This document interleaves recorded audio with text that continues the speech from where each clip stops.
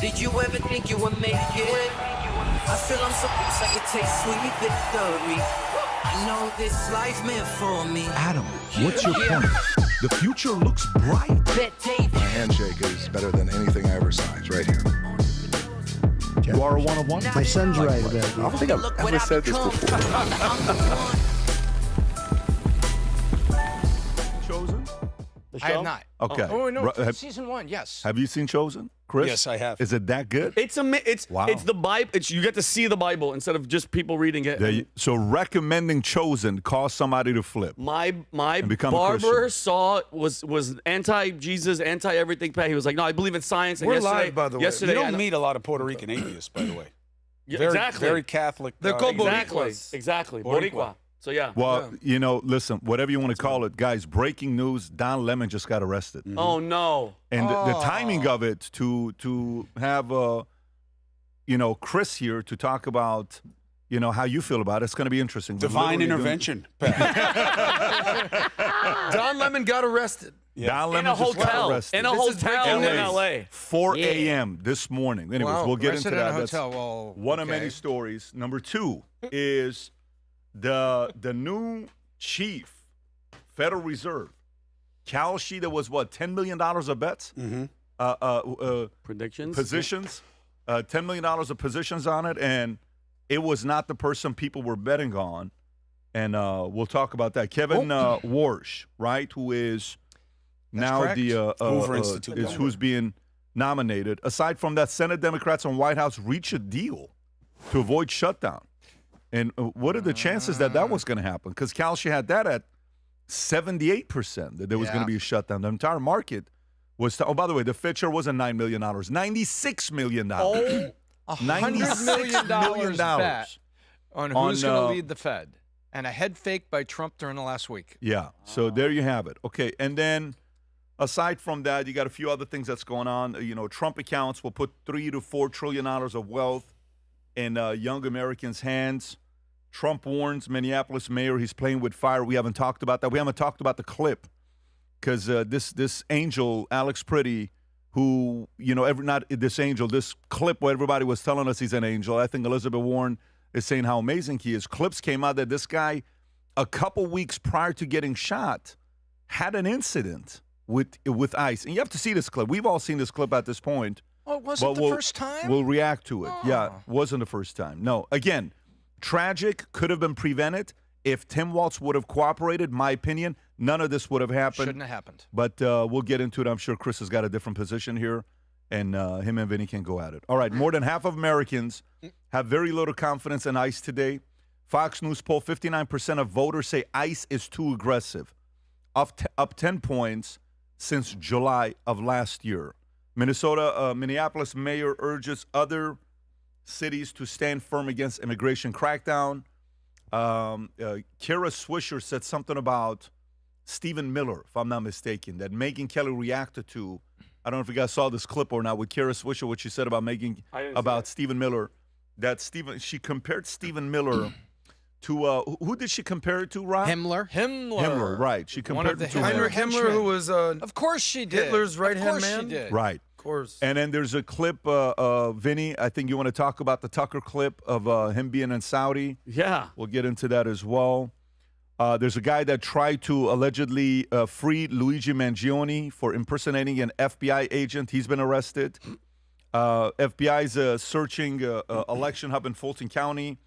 Hillary Clinton and Tucker walks into a Saudi real estate. So Hillary was at this event as well? I thought that was a joke for a second. Did you really? Like two guys she was walking into a bar. Yeah. She was there. There was a whole host of characters there. Mostly. Oh, so it's not just the two. No, It's no, an there event were where some a lot- names there. Okay, If we I could got find the you. names that were there, but I got you. they were two of the headliners. Yeah, and probably this next one is going to be a top 5. I'm going to go through this story as a top 5. Spain legalizes up to 500,000 illegal migrants. Some folks call them undocumented migrants in this article, sparking backlash. We'll talk about that. European Union opens borders to mass India migration with mother of all deals. China eggs on Canadian PM, Prime Minister Mark Carney, trashing U.S., and then there's a few other things here with California. Fed says California aggressively forcing gender secrecy policy on schools in violation of federal law. A guy named Chris Cuomo returns to Sirius XM with morning talk show deal. This guy, Chris, is apparently a big deal, and he got this. The biggest. Yeah, Vinny, I don't know if you heard, but he's got this deal from Wait, are you Sirius XM. serious that he's on Sirius right now? That's right. And FYI, for whatever reason, somebody forgot to tell him, when you're working out, doing cardio, weights, sweating, you're at the end of your workout, you're like testosterone is just going at 1,300. And then all of a sudden you want to attack Scott Jennings. And you know, who was not in the gym. I don't know. Maybe play we'll soft jazz music. Don't watch the news. Wasn't an attack. It was a warning that wound up, unfortunately, being manifested days later. Okay. Well, we'll talk about that. But Michelle Obama's got a message for you, Chris. Black women don't complain enough. And anyways, those are the stories. Guys, there's a game coming up called Super Bowl, right? And Seattle is going up against New England Patriots. And it's so funny because we can go through a whole different conversation with New England, with Bill Belichick. Maybe we'll do that all the way at the end because I'm sure we all have some opinions on Bill Belichick not making it into the Hall of Fame. Tom Brady said, if I have to come back and play with only one coach, I'm not picking anybody else but Bill Belichick. And the guy didn't make it, and 3 other coaches were first ballot Hall of Famers, but this guy didn't. But anyways, Patriots, Seattle Seahawks, while this is happening, you're watching it. And if you believe future looks bright, you may want to wear this gear that we're launching here today. Go ahead, Rob. It starts with what you wear. Not just style, identity. I like that you went with the British guy. Built with precision. Vinny. From the curve of the brim to the weight of the fabric. Every detail matters because this isn't just apparel. It's confidence you put on, pride you represent, a statement without saying a word, where performance meets legacy. This is more than gear. This is who we are. All right, go to VTmerch.com, folks. Good for Mano. Looking good. Go to VTmerch.com, place your order. Future looks bright. And by the way, Mano right there used to play for the Chiefs. He's now here running VT Sports with Danny Cannell. Let's get right into it. Top story. I think, Rob, it's fair to say top story is Don Lemon. Why don't we start off with Don Lemon as a top story? This literally just was trending on Twitter the last 20, 30, 40 minutes ago. Apparently this morning at 4 a.m., Don Lemon was arrested in connection with an anti-immigration protest that disrupted a service at Minnesota church and increased tensions between residents and the Trump administration. His lawyer said Friday Lemon was arrested by federal agents in L.A., where he had been covering the Grammy Awards. His attorney, Abel Lowell, said, Rob, if you want to pull up the article, not the article, but what the lawyer said, because the lawyer wrote a full-on letter reacting to this. If you go on X, type in Don Lemon lawyer, you'll see it. It's Abby Lowe. On a letterhead. Yes, exactly, right there. So zoom in a little bit, Rob, for us 47-year-olds. There you go. Don Lemon was taken into custody by federal agents last night in L.A., where he was covering the Grammy Awards. Don has been a journalist for 30 years, and his constitutionally protected work in Minneapolis was no different than what he has always done. The First Amendment exists to protect journalists whose sole role is to shine light on the truth and hold those in power accountable. There is no more important time for people like Don to be doing this work. Instead of investigating the federal agents who killed 2 peaceful Minnesota protesters, the Trump Justice Department is devoting its time, attention, and resources to this arrest, and that is the real indictment of wrongdoing. In this case, this unprecedented attack on the First Amendment and transparent attempt to distract attention from the many crises facing this administration will not stand. Don Lemon will fight these charges vigorously and thoroughly. Chris, thoughts on the story? Not happy. I think the key word is, even in the news item, not Don's response, journalist Don Lemon. If he is a journalist, it just makes you feel, there but for the grace. Go I. That if you want to go after people that you don't like and you have the disposal of the federal government, this is what it looks like. Now, do I think that if he were working at News Nation or at CNN, would he have covered the protest the way he did? No. Why? the dancing around with the people before, going into a protected space as kind of part of it, the line of questioning, all of those things I think would have had pushback from people who think about standards and practices. But I think this is a very slippery slope. I also think, just to put my lawyer hat on, I don't think they can make this case.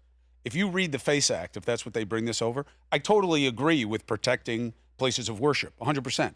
And I think that protest was a bad look at a minimum. If it weren't illegal, it was a bad look. It was wrong, even if they had the legal right. But I don't think they can make this case against Don, and I think the president just made him a lot of money because now he's a martyr. You think the president just made him a lot of money? A lot of money. Really? Millions. Meaning someone's going to sign him? Sponsorship, eyeballs, video? Of course. And just the organic people who are oppositional to the president and this administration as an extension of what's going on with ICE for many people in Minnesota and elsewhere. Now he's the face of it. This is the face of opposition to what the president is doing. Trump just gifted that to Don Lemon. That said, I would not want to be in his position. Mm-hmm. Got it. Vinny. Well, the face, for anybody on the Democratic side to ever say using the federal government to go after people like journalists and all that stuff makes me laugh literally out loud. I had to hold it back. The FACE Act covers crime to use force, threaten, or physically obstruct people in places of worship. Say what you want. They were getting in the way. All the affidavits were just coming out that these people, including him, they were all standing around bumping into people, were stopping kids from getting to their parents.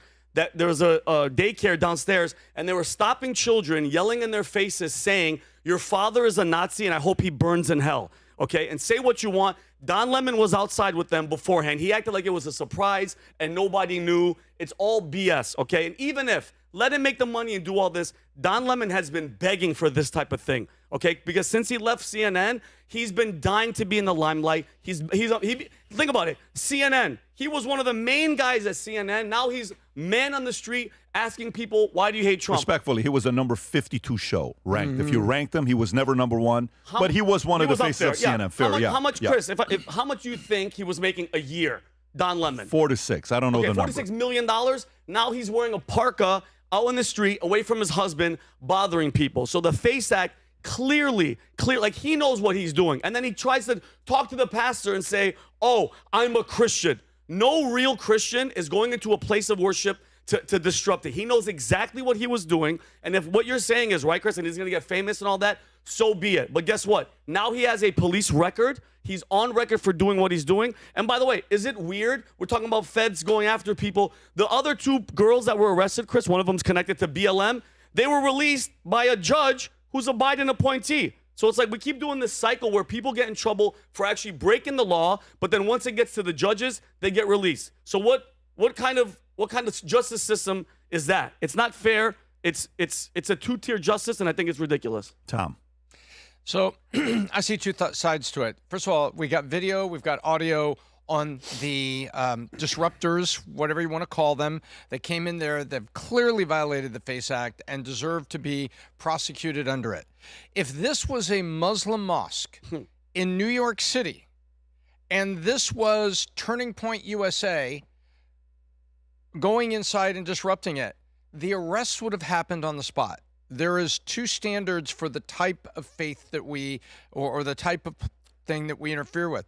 Now, in the case of Don Lemon, you know, his lawyer wrote what his lawyer wrote because that's a standard, that is the standard pabulum that lawyer is going to write. The first paragraph talks about the client. The second paragraph is, oh, but you're turning a blind eye to the two people that died should be investigated. Well, those two different things. I ignore the lawyer. But I look at Don Lemon, it's like, you know what?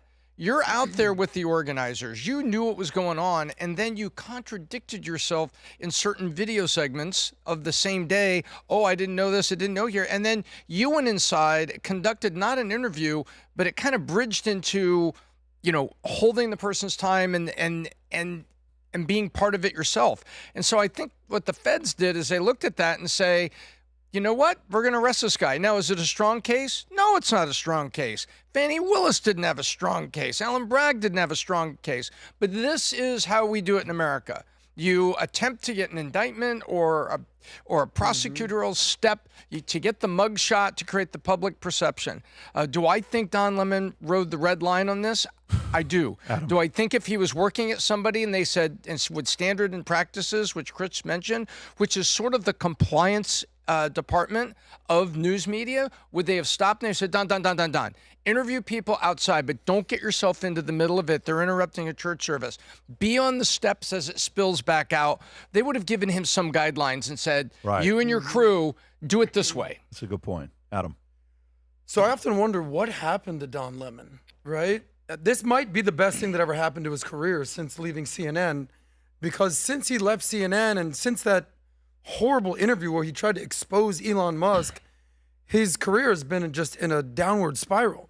I remember the times when I used to watch my good friend, tough guy Chris Cuomo over here, and he would toss it over to Don Lemon, and Don Lemon seemed reasonable. Remember that clip where he would come on, young black men, pull your pants up, let's get it together. What happened to that Don Lemon? Now, I suspect what happened to Don Lemon is the same thing that happened to the vocal leftists in this country, is they have complete TDS, and Trump broke his brain. I wish he would come back to reality. Here's the final point. I don't even know if he's a journalist these days. I think he's a full-on progressive activist, and the country would be a lot better if he just came back towards the middle. Yeah, that's not going to happen. And have some semblance. That's not going to happen. I know it's not going to happen, but it would be better served. But let me ask you: does it do anything to credibility to arrest and nothing happens, or is this a distraction? Is this a news cycle? Let's do it today because I think that's it. In the 24-hour news cycle, you want the bad news on your opponent. And look at the things that have happened. It's a news cycle, and it's the game of nothing perception happens, mud. though. That's what I'm saying. This isn't where anything's going to happen to him. He may be a martyr. Do you think anything will end up happening to him, Chris? Legally? Legally. No, I think he beats the case. I think it's a bad case. And I think you got to be very careful about the hypocrisy involved here.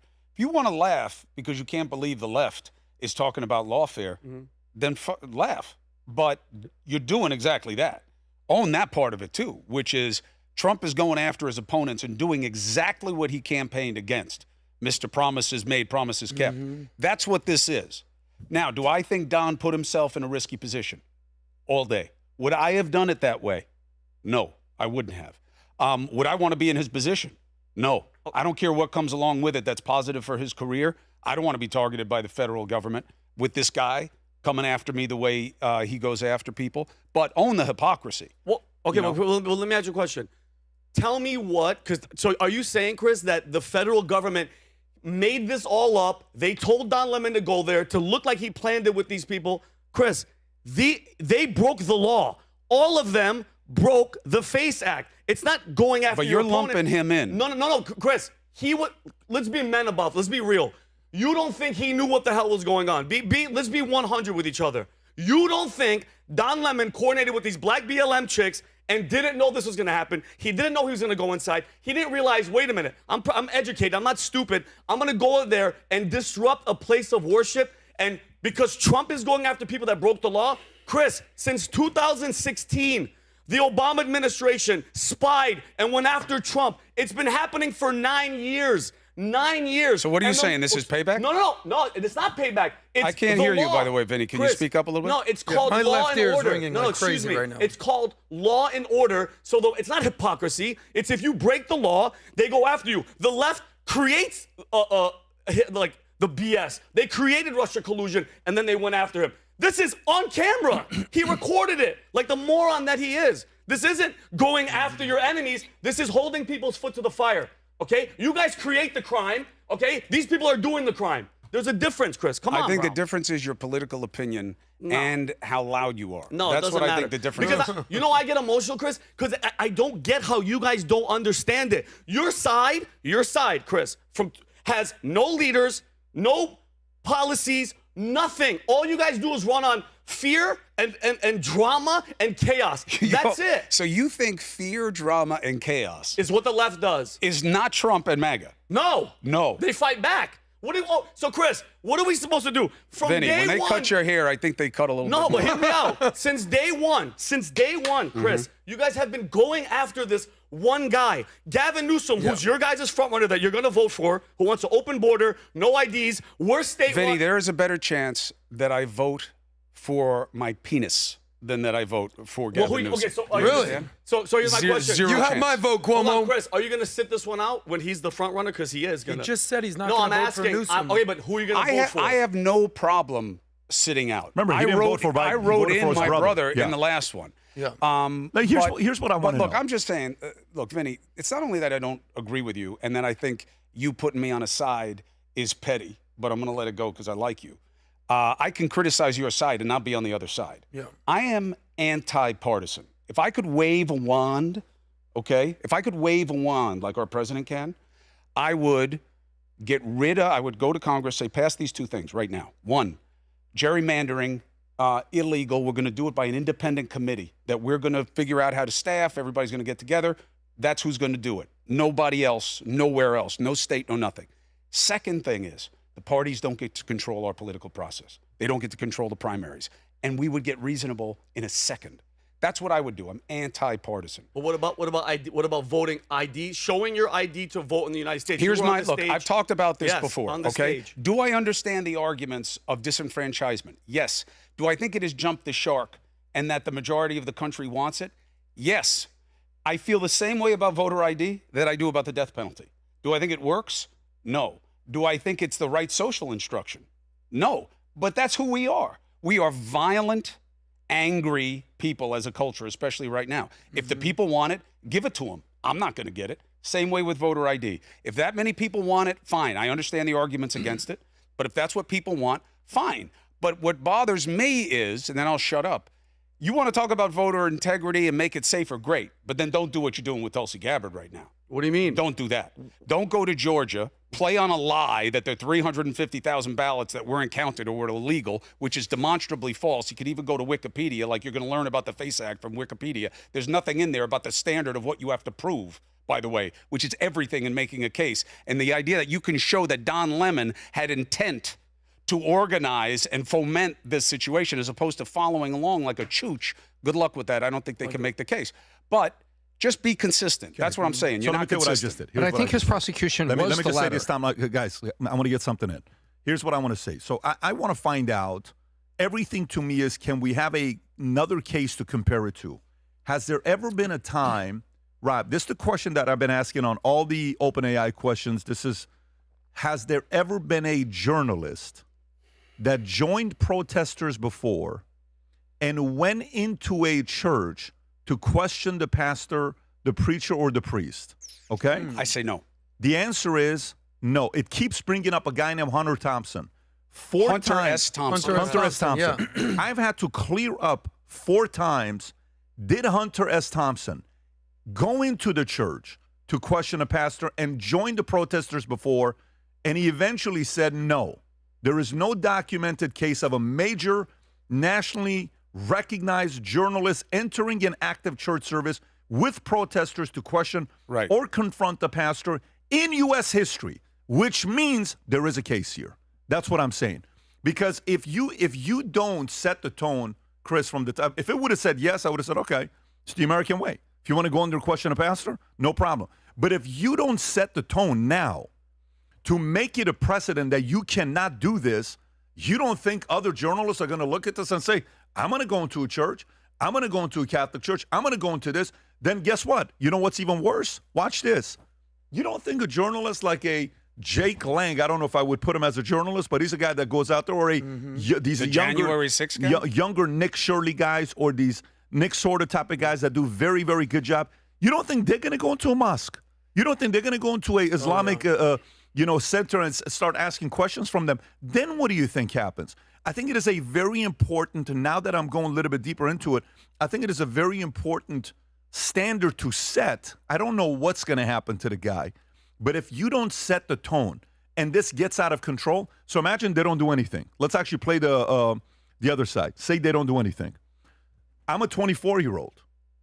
Dude, I'm going to sit there and I'm going to be like, wait, that's all you have to do is go viral?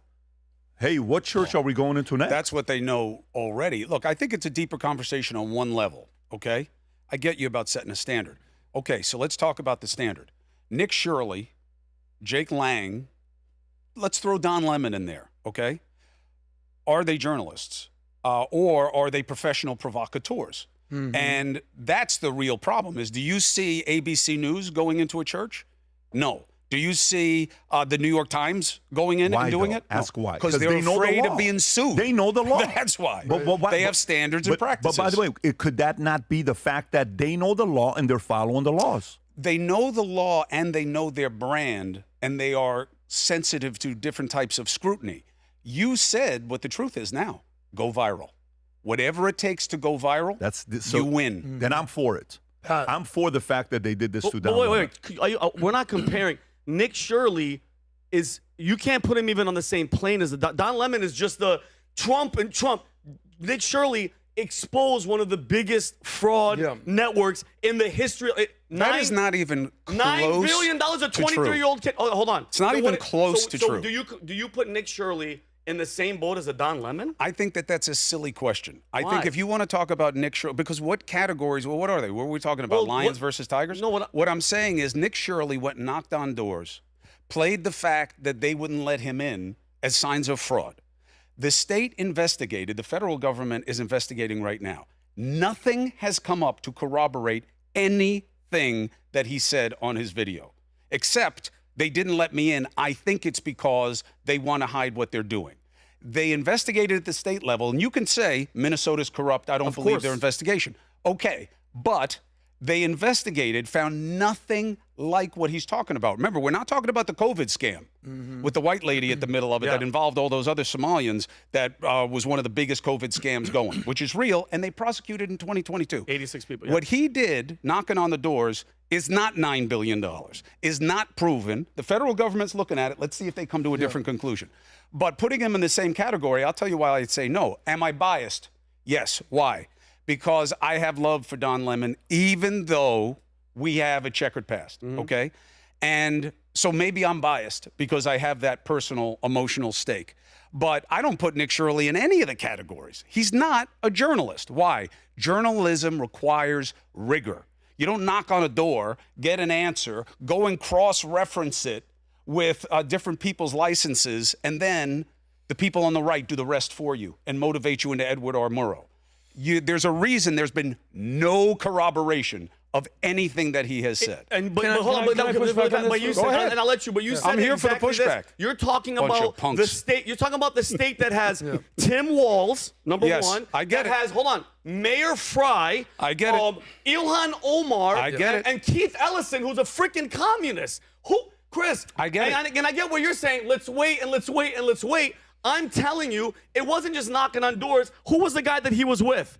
David, the white guy who had the proof and the money. It wasn't like they just knocked and said he had the here. amount of allocations that were given to those businesses. And there's no children in any of these places. You don't know that. And then when the state investigates. No, I know, but the video is what it is. They're presenting what they want you to see. When the state investigators went there, they found children. They found other violations also, by the way, but not of a criminal nature like he had suggested. All I'm saying is this.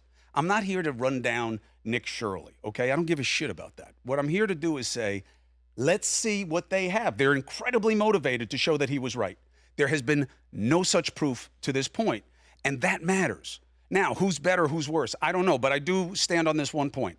All that matters is going viral, okay? And that's where our commodity is. That's where the algorithm is. That's where the money is. And that's what these guys are doing. Megyn Kelly is no different than what you're accusing Don Lemon of. They're both doing it for the same reason. I know I'm on Sirius Radio with her. I don't give a damn. They are in the business of pissing you off for profit. Is Don doing that? Yes, I agree with you. He is. Should he? That's my choice. That's my choice. But there's a difference, and I want to validate Rob, what PBD said. Do me a favor, Rob. Can you, and by the way, while you're talking about this, can you pull up the clip, Rob, I send you with, and Adam, I'll come to you in a second. Sir. Mayor Fry and Stephen A. Smith. You know which one I'm talking about? Yes. So watch this. This is where, you know, when you're saying what you're saying, Chris, here's Stephen A., good friend. Both of us are friends with this guy. He's talking to him, and he asks him a simple question. Look what his answer is. Go ahead, Rob.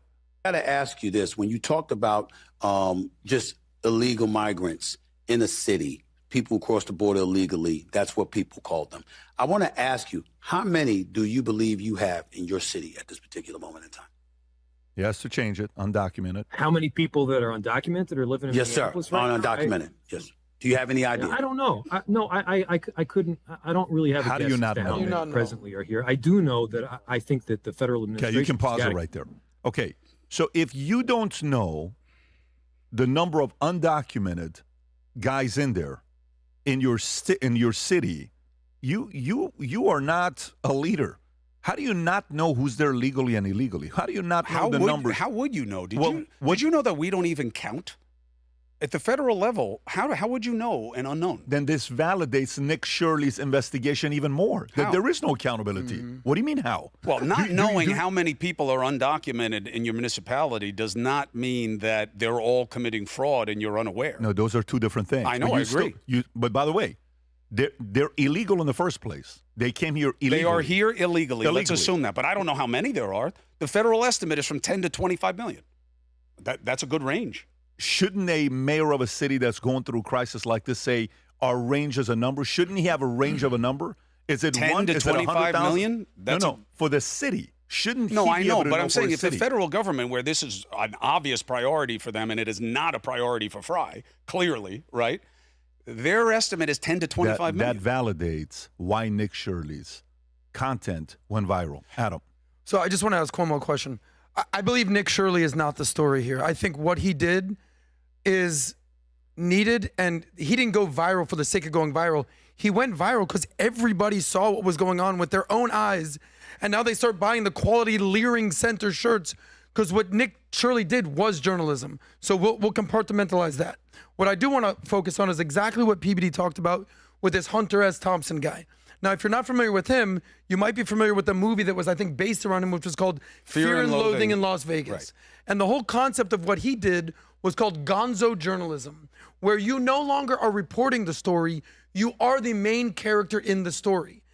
In my opinion, that is what Don Lemon is doing. At the same time, you brought up Jake Lang, who's bringing bacon to protests and agitating Muslims. So they are the main characters here. In Nick Shirley's situation, the Somalians who are allegedly committing fraud were the main story. Tim Walz and Ilhan Omar are the main culprits in that story for enabling them. But let me bring this back to your relationship with Don. Jake Lang, Nick Shirley, these are young kids with a microphone. Don Lemon is a 30-year celebrated reporter doing the same thing that kids are doing. What kind of a fall from grace do you have to do from going from CNN studio to do Man on the Street? I get that. But that's the point, is that he's doing gonzo journalism. You do what gets you paid and makes you relevant. Yeah. Ask the same question to people on the right. Megyn Kelly, seasoned prosecutor, also pedigreed, had a shot at the big time, failed. Now, what is she doing? But she's not doing Man on the Street. Would you ever do first Man on the of all, Street again? You could make There's the something to be argument. said here about Man on the Street. People start their careers with Man on the You Street. could make the Don argument. Lemon is finishing his career at Man on the Street. That is a very important point. I don't accept the standard. And I'll tell Tell you me why. someone else who Talking still does to Man on the regular Street. people as But opposed answer to this. experts. But answer this. Who do you see doing Man on the Street that is a credible journalist that's been in studio, mainstream studio, for 30 years? I can't name one. Why? If you can, I'll understand your opinion. Why is his? Well, I don't accept the standard. The idea of talking to But just people give is me- a bad thing. I'm not that's saying the talking most to basic people. form of journalism. The reason that Jesse Waters became famous is because he worked for Bill O'Reilly. Bill O'Reilly sent him out into the street. Jimmy Kimmel sends no, but Guillermo to the that was street. hold on. That was an act.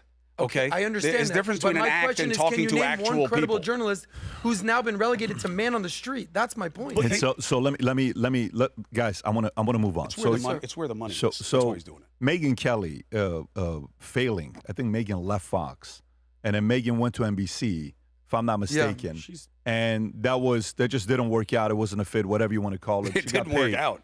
And then she They went. paid her full contract to leave. Yeah. Okay. Worked out well for her. And by the way, If you only she's care about the now- money, sure. She's got a top podcast. Of course. Why? She's still. Why does she have a top podcast? She's talented. She's capable. She At what? is strong. Is Likable by who? She's a professional provocateur. She has 4 million She picks- subscribers I on know, YouTube. She's but not a- that's my point. You're making my point, Vinny. Not your point. You're making my ahead. point, which is she gets paid to provoke people. She gets paid to pick fights. That's all she does. You okay. show me the last time she said something What do that you went think about Kara viral Swisher? that was positive. Okay, what do you think about Kara Swisher? Kara Swisher is more of a hybrid. She was a legitimate business reporter who's got deep contacts in sourcing, who is also a political lefty, and will play to that. And I understand why her comparing Stephen Miller to Heinrich Himmler is really offensive. Is that responsible to make a comment like that? Can you play this clip, Rob? Can you play this clip, please? It's too much.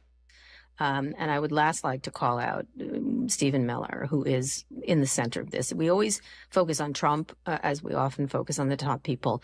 But Stephen Miller, like a man named Ben Detson, he was the one who created the internment camps for Japanese. Heinrich Himmler in the Nazi regime. This is what he is. And he of course, Trump gets the most That's blame Scott Galloway, being at the top. Is that But people like Yes, Stephen it's definitely Scott Miller Galloway. will go down in history as That's how you evil. guys do it here. interrupt her? Had How blood do you on not his interrupt hands, and should be jailed. This is how at the this very end of podcast this, and you're works. absolutely right. They exchange. I do want to their make takes. one more But point. here's my thing, and she's a white liberal woman, which I think is one of the biggest cancers in this country. That's a whole other conversation. I'm just saying, how can you compare that to even there's no comparison. And the one thing that bothers me, Chris, how does anybody? You just agree with her politics. No. That's the only difference between the two for you. How is she? Hold on, ready for this? I don't watch any of her content, but you know what I know? Megyn is extremely popular. She has her own damn network, and she's not a provocateur. She's just pointing out what the other side is doing wrong. And I'm not saying her side, Chris, isn't doing wrong stuff. I could go down a huge list, but for Kara Swisher to sit there and compare a Jewish man to Hitler or somebody that worked for Hitler that was burning and killing and massacring Jews is the most absurd, offensive thing I've ever heard in my life. I understand. And why doesn't anybody push back? I understand. Everybody's pushing back. No, he didn't. He sat there like he was just amazed. Well, we don't know what he said afterwards. But I'd that love to see also, what he that is said. how that podcast works. But look, Vinny, everybody's got their own way of doing things. You are a yeller, okay? With great points. Well, with passionate points. You think so? They're passionate. I'll give you that. But okay. they're not always great points. Okay. But you are upset about it, and that's your way. I believe that demeanor weakens the position. Why? Because we've both done a little bit of fighting, right? I've done a lot more. The cool head wins. Okay? Why? Confidence, competence. I know where I am. I know what I'm doing. I'm going to conduct this. It's going to go my way. I don't have to be loud and obnoxious about it. You are right to be upset about anybody comparing American officials to Nazis. I understand why the exaggeration is offensive to a lot of Jews and to a lot of people who want reasonableness to be the barometer. I'm with you. You've never heard me say anything like that. Of course. You've heard me take a lot of shit for saying you shouldn't say it. Like what I'm saying right now will be clipped. Of course. And the left will all send it around that I've been red-pilled. I accept that. That's my choice. You've got to see the choices these people are making. They're making choices to make money in ways that work with the algorithms. That's what Megyn Kelly is doing. Guys, I don't want to make this a Megyn Kelly thing. The conversation was with Hunter S. Thompson at the beginning where we said, I said, has this happened before? Everything's showing no one's ever, who's a journalist, joined protesters before, was a fool enough to record it. And even in the video that's there says, cut it off because I don't want the camera Look, to he catch. definitely put himself in a tricky position. And then to go into a church, I get if you don't set the precedent and do something to Don Lemon. But what are you going to do to him? No, you have to make an example. I don't know what the example is. If you don't do something to him, here you got two choices. You arrested him at 4 o'clock in the morning. You got two choices. You don't do nothing. Millions of others are going to do it. But they just arrested him. No, arrested means what? They're going to release him. Hey, none of us want to be arrested at 4 o'clock in the morning. Nobody wants to be arrested at 4 o'clock in the morning. But also, if you know, if you go into Wikipedia right now, you type in Nick Shirley, it doesn't say American journalist. We would consider Nick Shirley a citizen journalist. Yes. But even a what is the difference? Wikipedia is going to say what? Right-wing content creator, probably. Okay, that's what he is. I agree with that. Can you go to? Why right-wing? Hang on. Can you go to a? Why right-wing? Go to Don Lemon. Go to Don Lemon and let's see if it says a lefty. By the way, let's see if it says a lefty. No if Wikipedia says a lefty, if it says progressive, okay, we'll be American fair. television journalist. Look how it doesn't say left wing. But also, I agree Left-leaning. with your analysis. But one thing, we're looking at Wikipedia. Okay. If you look at my Wikipedia page, I've never had anything to do with it, and it has said stupid shit again and again. Right. So this is not necessarily. I don't know if we don't even know who was one of the. They called them editors. If you who wrote it. If you asked anybody, what you think about Lemon. He's a lefty. He's a lefty journalist. Yeah, he's a lefty. And we now, all I don't know that Wikipedia lefty writers are journalist is lefties. even a thing. I don't know. But we got to define our But terms. Nick Shirley is a right-wing? I don't even know if I would say right-wing journalist. He's a content creator, right? I think he's a content creator, and I think he played to phobias on the right with what he just did. If you don't set the tone here, it's going to be nasty. They have to make an example out of Don Lemon. You cannot go to a place of worship. It is going to turn into civil war if you don't do anything about it. I get the FACE Act, but you do have to make the case. They're going to go into mosques. They're going to go inside, and let me tell you, it is going to be nasty. Yep. It's as if a group of people want this thing to take place. Don Lemon was a fool to go into the church. You don't do this. This guy's educated enough and smart enough to know this. You don't go into a church. You don't go into a place of worship. I don't disagree with what the red line was. But I'll tell you what, you can apply the same thing. Your same worry, if you don't do something they want what's going to happen next. You can say that about a lot of things. If Megyn Kelly went into a mosque, she'd have a problem. Not only would she have a problem, guess what I would say? It depends how she went into the mosque, No, right? I'm saying she didn't go in there to worship. She wasn't invited. If she went in, joined a bunch of J6, because that's even, let's qualify it. She joined J6 protesters before. And we know some of the faces. At the end of the video, she said, turn off the camera because I don't want people to see what their strategy is. Then she goes into mosque. She's got a problem. Questions the people there. Then afterwards, she says, I didn't even know what the protesters were going to do. Then the video reveals that you know exactly what the protesters were going to do. You were with the protesters. I want Megyn Kelly to be arrested and held accountable because I don't want anybody on the left to be able to do this. I am slower than you, even with Megyn Kelly. Why? Because I err on the side of allowing a free media. And if you can show me that she was part of the organizing and the ambitions of the effort, then I have a different analysis. And that's okay, by the way. It's okay to change your opinion as the facts change. Look at Alex Pretti, okay? You can have a different feeling about it based on what you see, even if the ultimate disposition of the killing has to be dealt with through the context of that specific incident. I don't know that Don Lemon was part of the organizing. I don't know that. He knew exactly these were protesters. There's video I know. I didn't footage say of it. He didn't think they were protesters. Yeah. I didn't say that he wasn't out there hanging out with them before. That's different than proving beyond a reasonable doubt that he was one of the organizers. Now you're being his lawyer. No. Well, to but me, that's what this is. It's a legal issue. I get that. But Chris, if you allow, there's certain things that when you're running a company, you'll have a certain lawsuits that 99% of cases that come in, you don't want to sue your guys. Guy left, he did something, should we sue him? Let it go. Guy does this, let it go. He said this about you and he left. Let it go. This guy went and joined that company and he got on with this and he said this about you. Let it go. You want me to release the contract even though it's been 6 months, we can extend it to 2 years. Give him the contract. You want, let it go. Then there is certain cases that comes up that you have to make an example. Or else it will happen again, and it actually hurts everybody in the company. Don Lemon, for a guy that we've talked about, and there is a purpose he serves. I'm not a guy that says he doesn't serve a purpose. I get, both sides think they're right politically. There's a place that he serves a purpose. If this is the type of a thing, Chris, that will lead to a civil war. This is the type of a thing that will lead to something very nasty if you don't set an example of what you do with Don. Let me move on to the next thing, which was the Kara Swisher thing. Yeah. Who does Kara work for? Herself. She's independent? Yeah. The Pivot podcast. Who was she with before?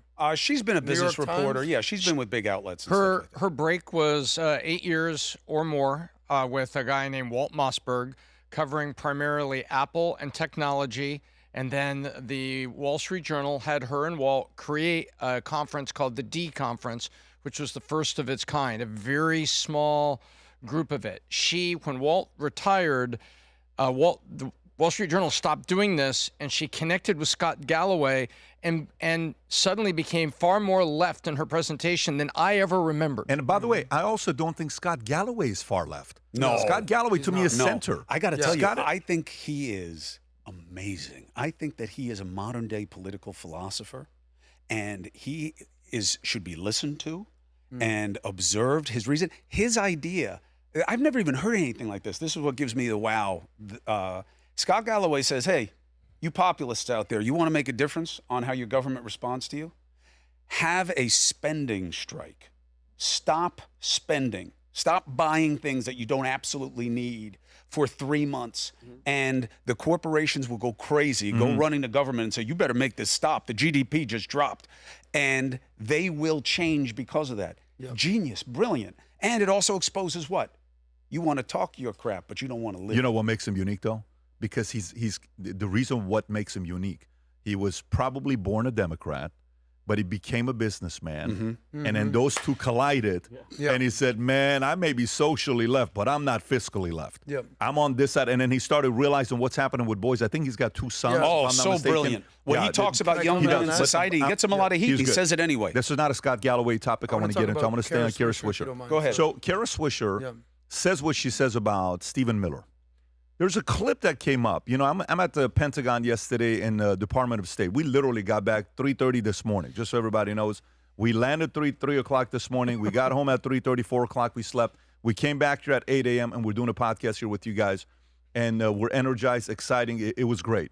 Yesterday, I'm talking to a bunch of different guys, and, you know, we're at the what do you call it, Department of War and all these different places. And we're talking to Hexed yesterday, Kristi Noem. Did a podcast with Rand Paul. Stephen Miller's name came up many, many times. And I said, you know what Stephen Miller is? To me, Stephen Miller is, to give the analogy of basketball, I said in basketball, everybody needs a Dennis Rodman. Stephen Miller is Dennis Rodman. Draymond Green. He is the Draymond Green. He's the rage baiting, you know, poking you, tapping you in the butt, irritating Dylan you. Brooks. Yes, that's who he is. He's the Dylan. What was the guy's name? Malavadeta. Delavadeta. He works here. Yeah. So watch. This guy's doing a podcast. He's talking to a professor, and accidentally realizes he used to teach Stephen Miller. Look at the response on what he says about Stephen Miller. Go ahead, Rob.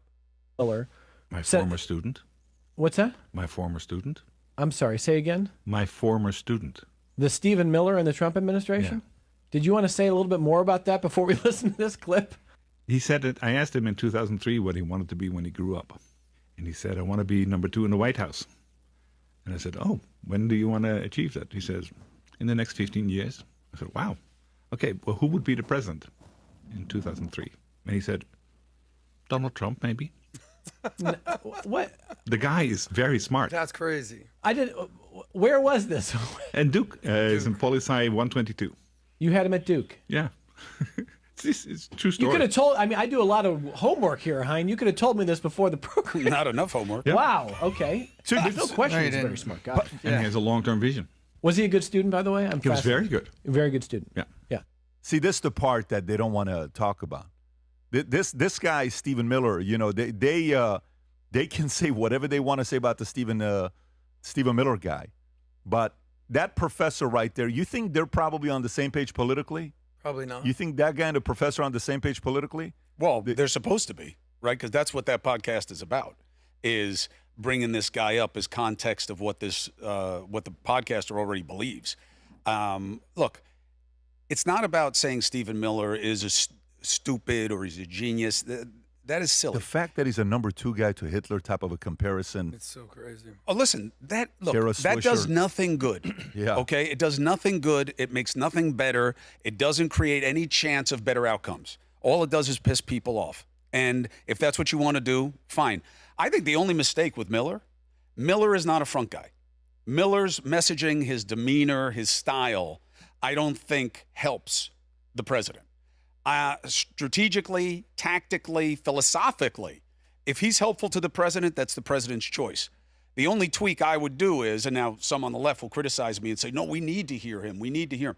I think that one mistake that Trump has made thus far, except for Leavitt. Leavitt is a good communicator for him.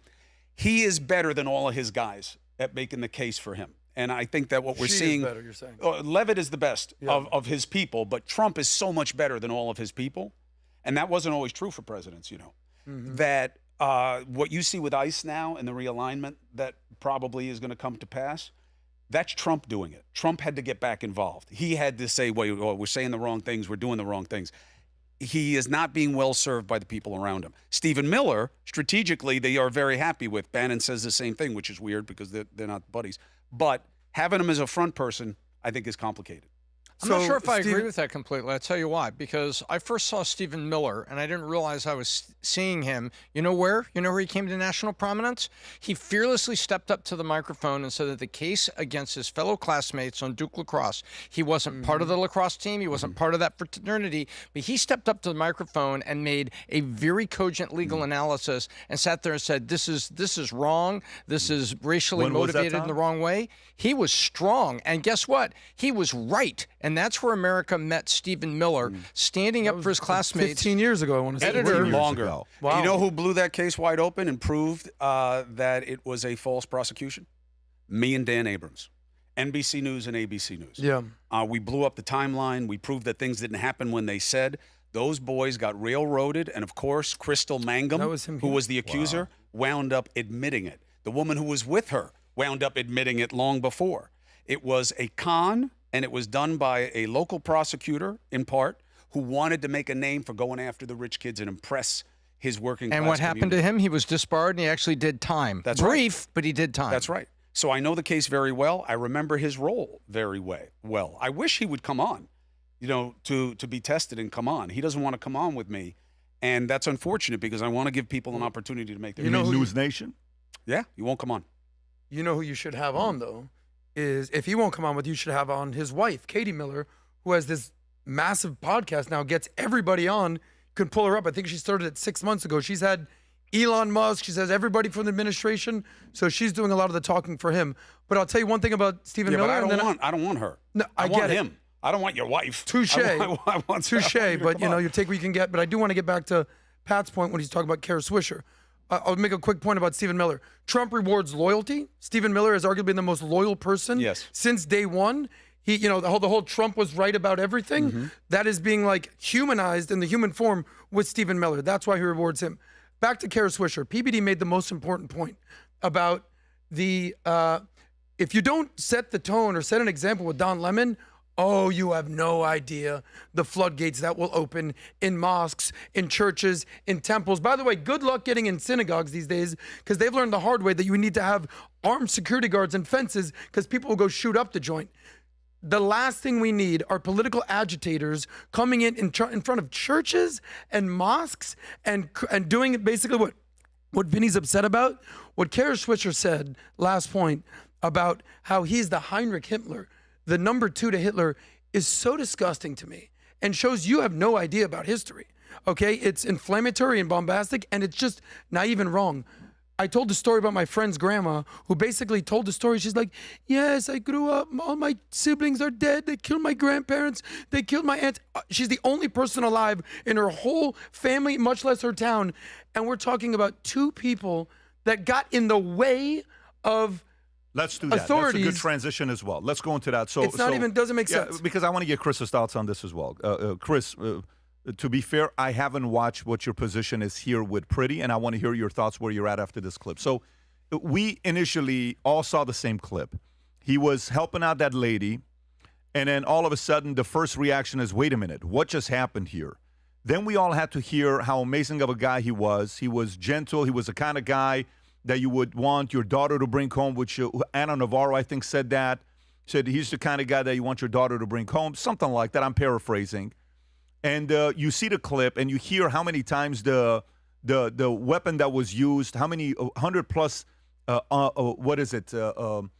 uncommanded discharges the gun had, the 320. Vinny, what's the P3226 sour that has accidental over 100 lawsuits alleging that the accidental discharge. So when he took it away, the discharge, and then that prompted the other officer, the other agent to shoot. So all of that stuff we've all seen, right? Then we see this. I don't clip. remember seeing an accidental discharge. That's what they're saying, that there was an accidental. When they disarmed him, the guy that grabbed the gun, they're saying that gun went off. The one that he grabbed, Chris, from the Pretti guy, that discharge prompted all them. They're saying it. We don't know. Yeah, for sure. Although it would shine some light on why the other officers seem to move so quickly. In the moment. Yeah, but I don't know it yet. We don't know it yet. And I think all of it, guys, needs to be investigated. 100%. Everything we're doing right now is speculation, just so you know that, right? So, and then, by the way, comments were made on both sides, off the cuff, too early, emotional, that both sides screwed up with. So let's not sit here and only put it on one side. Yes. I'm with you. But let's watch this clip, Rob, of Elizabeth Warren. This one just got viral 2 days ago. We haven't reacted to it yet. Me and Rand Paul reacted to this yesterday, but the interview is not out yet. So here's Elizabeth Warren, and apparently I think BBC, somebody identified that is 93%, 94% most likely Alex Pretti. Go ahead, Rob. Caring for people was at the core of who he was. He was incapable of causing harm. Alex carried patience, compassion, and calm as a steady light within him. Even at the very end, that light was there. I recognized his familiar stillness and signature calm composure. Yeah, okay, so then you see that, right? And you see the video of what's happened here. Open-ended. What is your thoughts? Maybe, take a minute or two here and give us your thoughts on what you think happened here. Early assessments of his character were exaggerated because of what we see. This is somebody doing something that most people would never do, even if they share his politics and opinions about ICE. This is violent. This is aggressive. This is wrong. It's not even arguably. It is a crime. He is not protesting. This is criminal activity. It would fall into the category of rioting. It does not change my analysis of his death at all, except for one troubling thing that is counterintuitive at this point. I wonder if the cops who throw him around here are the same or knew about this in the second incident where he was killed, and that didn't motivate the aggression towards him. I don't know, but everybody's saying this is proof that he asked for it 11 days later. I see it the other way. How do I need to know that none of the same guys were present or heard about it and acted upon him because of what had happened 11 days earlier? But the shooting itself is isolated, not just legally. That's not even a close call. This would never come into evidence. Why? Federal Rule 403, probity versus prejudice. And this is obviously prejudicial. How is it probative of what happened 11 days later when you have video of the entire incident? So the shooting, the death, stands as something that has to be justified in a way that it has not been to this point. It looks like a bad shoot. This informs you about his character, 100%. 100%. They are different things to me. That wouldn't be admitted in a court of law? This guy, this angel, this amazing nurse that never done anything wrong. But that wouldn't be in either. A week earlier, he's assaulting a police officer's car? No, there's a report up there. By the way, this incident, they have to fill out a report and say individual X, Y, and Z, and now there's video to Did it show the video of him spitting on them or no? No, it happened right at the beginning. Another video of him spitting. No, yeah, it's here, but you just can't see the angle. Yes, he definitely in the video spits at them. Yeah. Watch this. Go ahead, Ryan. And gives him the finger. It says, come get me. It says, come assault me. Yeah. You don't think you're going to remember a guy like that? I think you would remember. Of course you're going to remember a guy like that. Boom, spits at him. Yep. And now he kicks the thing, and now they get out, and they come and they rough him up for what he was doing. Do you not think ICE already knows who this guy is? And the rage, the anger, even his parents said, don't go out there. If they did, they have a problem. But it's, they have a problem. I don't know. If it gets shown that it's the same guys or that they knew about this going into the second one. Motive? Well, motive is not part of the legal equation, but state of mind, yes. State of mind for the ICE agent? Meaning it's a revenge type of case? Yep. Oh, look who it is again. Oh, you think you're going to get in our face again after I'm the guy you spit at? If that is true. Unpack that for me, Chris. As a lawyer, unpack it as for a me. lawyer, Yeah. here's what the concern would be. Okay, is that if what you're saying is true, which again we don't know, but if you knew it was me, and if you remembered from the last time or you'd heard about me 11 days earlier, and that wound up forming your state of mind, your intentions toward me, I'm going to rough this guy up. How would you use that as a lawyer? I'm the client. I'm Pretti. How do you use that as a lawyer? This was clearly an intentional killing which, by the way, I don't believe necessarily. I do not know enough. But here would be the legal argument. You knew it was him. Mm-hmm. You hate him because of what he did the last time. And that's why there were so many of you so aggressive, so fast, and shooting him so many times. That would be the argument. Is that true? I have no idea whether that is true. But I do know that framing the second incident by this first one is a public trial, not a legal one. The shooting stands on its own unless you can show that the reason that happened is because this happened. And that is not easy, and it's not even easy to get into a trial. Flip the argument. Be the other side. Argue for the other side. Other argument is this. This guy was in the business of pushing ICE agents to break. That's what he does. That's what Renee Good does. That's what all these people are doing. And some of them are paid to do it, organized to do it. It's not organic. So 11 days later, he did what he does. They grabbed the woman. They did whatever they did to the woman. That was his opportunity. He comes in. He says things that you can't hear on the tape. He's touching them. He's resisting them. He's pushing them to break. So he got what he asked for, as people on the right are saying, FAFO. Does that make it legally justified? Probably not. Why? One of the two parties has a duty to be trained to de-escalate and not to be what they come upon, not to match energy. So, but legally, that would be it. Now we know what this guy's motivation was. That's what instigated the incident. Does that absolve the officers? No, but it complicates the analysis. That's the two ways to look at it. Yeah, so I appreciate you going back to the other it. side and pointing that out. You're like doing your taxes. I think it's kind of, I don't know, I think we have to be careful about floating. You know, it's for the investigation to find out which officers were involved. Were they the prior officers involved? And I hear what you're saying. In a court of law, I'm speeding. They can't bring up that I was speeding as a 16-year-old 10 years ago. Was I categorically found to be speeding with a fully calibrated radar device at the time? All of the evidence very isolated to that crime, that day, that situation. And you can't go back to it. It's not just public opinion, though. You can go back and look at this and ask yourself deeper questions about, okay, who's getting the guy revved up? Who's he organizing with? How does he know to be here? There's a whole lot of things that are going on. The way he's yelling, the way he's positioning, we have found playbooks over the last 10 days that were being circulated on Reddit, that were being referenced on Signal. So there were people out there that were getting this guy going. And to walk into that environment with a firearm, with reputable reports from mainstream media that went to his parents because they want the crying mother, get the widow on the set, we need dirty laundry. They went to them and they were saying, we told him not to go down there. We didn't think it was a good idea. And so you go and you look at this and you go and this is frame by frame played out. You can reach one conclusion. Play it at full speed and see what certainly appears to be subject to investigation. That gun discharging. It was a gun he was carrying discharged. So if he's not carrying a weapon, the weapon doesn't discharge. He's probably still there. Don't wrestle with officers. He appeared to be reaching for the cartridges, which is where the holster was. He did. It looked like he grabbed one. Now you're out over your skis. I've watched this probably 80 times. You're not going to show me that in the video.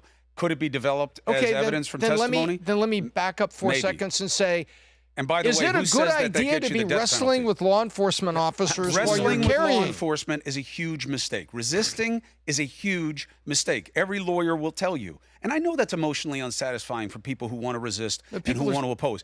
Every lawyer will tell you, fight the fight once the arrest is made. Do not fight the arrest. You're going to lose. There's no question about that. Does it deserve the death penalty? You're saying yes. I don't think he got that. No. I'm not saying he deserved the death penalty. It is a tragic, unfortunate, avoidable outcome that he put himself into the middle of. Who was it avoidable by? Who was it able to be avoided by? If he's not resisting the officers, it doesn't happen. Chris, you know, they were not, because that's a but-for analysis. The proximate analysis, the legal analysis is the officers have the duty to de-escalate. They did not. There are tons of people in mainstream media that are calling this, a vicious murder.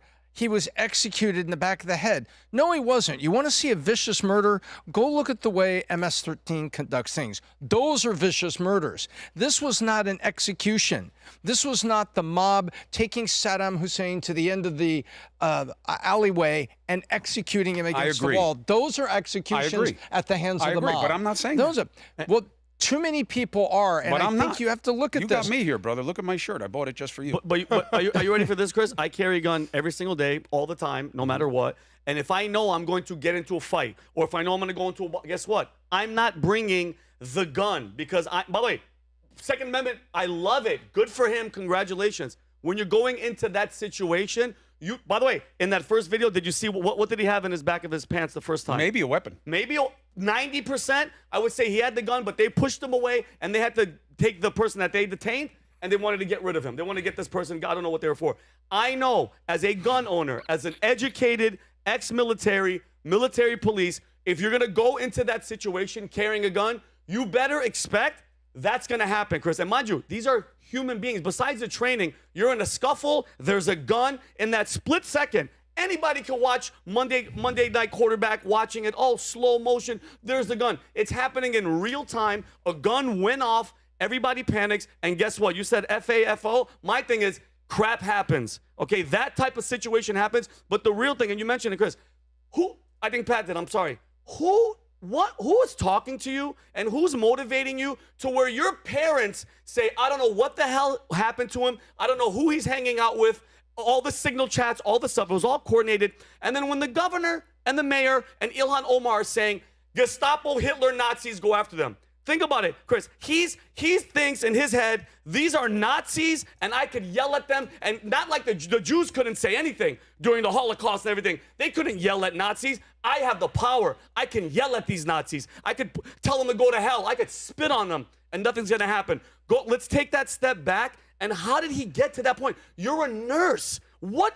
And by the way, have you ever tried to kick the freaking tail light off of a car? No. That's not easy, bro. That's not easy. I tried to do it when Adam had a car. But my point is, it's the mentality of how we got to this point in this country. I don't have any problem with everything that you're saying. I mean, some of the things I don't agree with in terms of whether they happened or not, but that's not the point. Mm-hmm. The legal analysis of the shoot does not involve any of that. The legal analysis of the shoot is not about how mad the guy was. These are people who are trained and given color of authority to deal with people at their worst.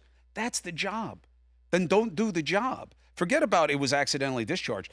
The one thing that I think should be consensus is, should there be a law that you cannot carry a weapon into a protest?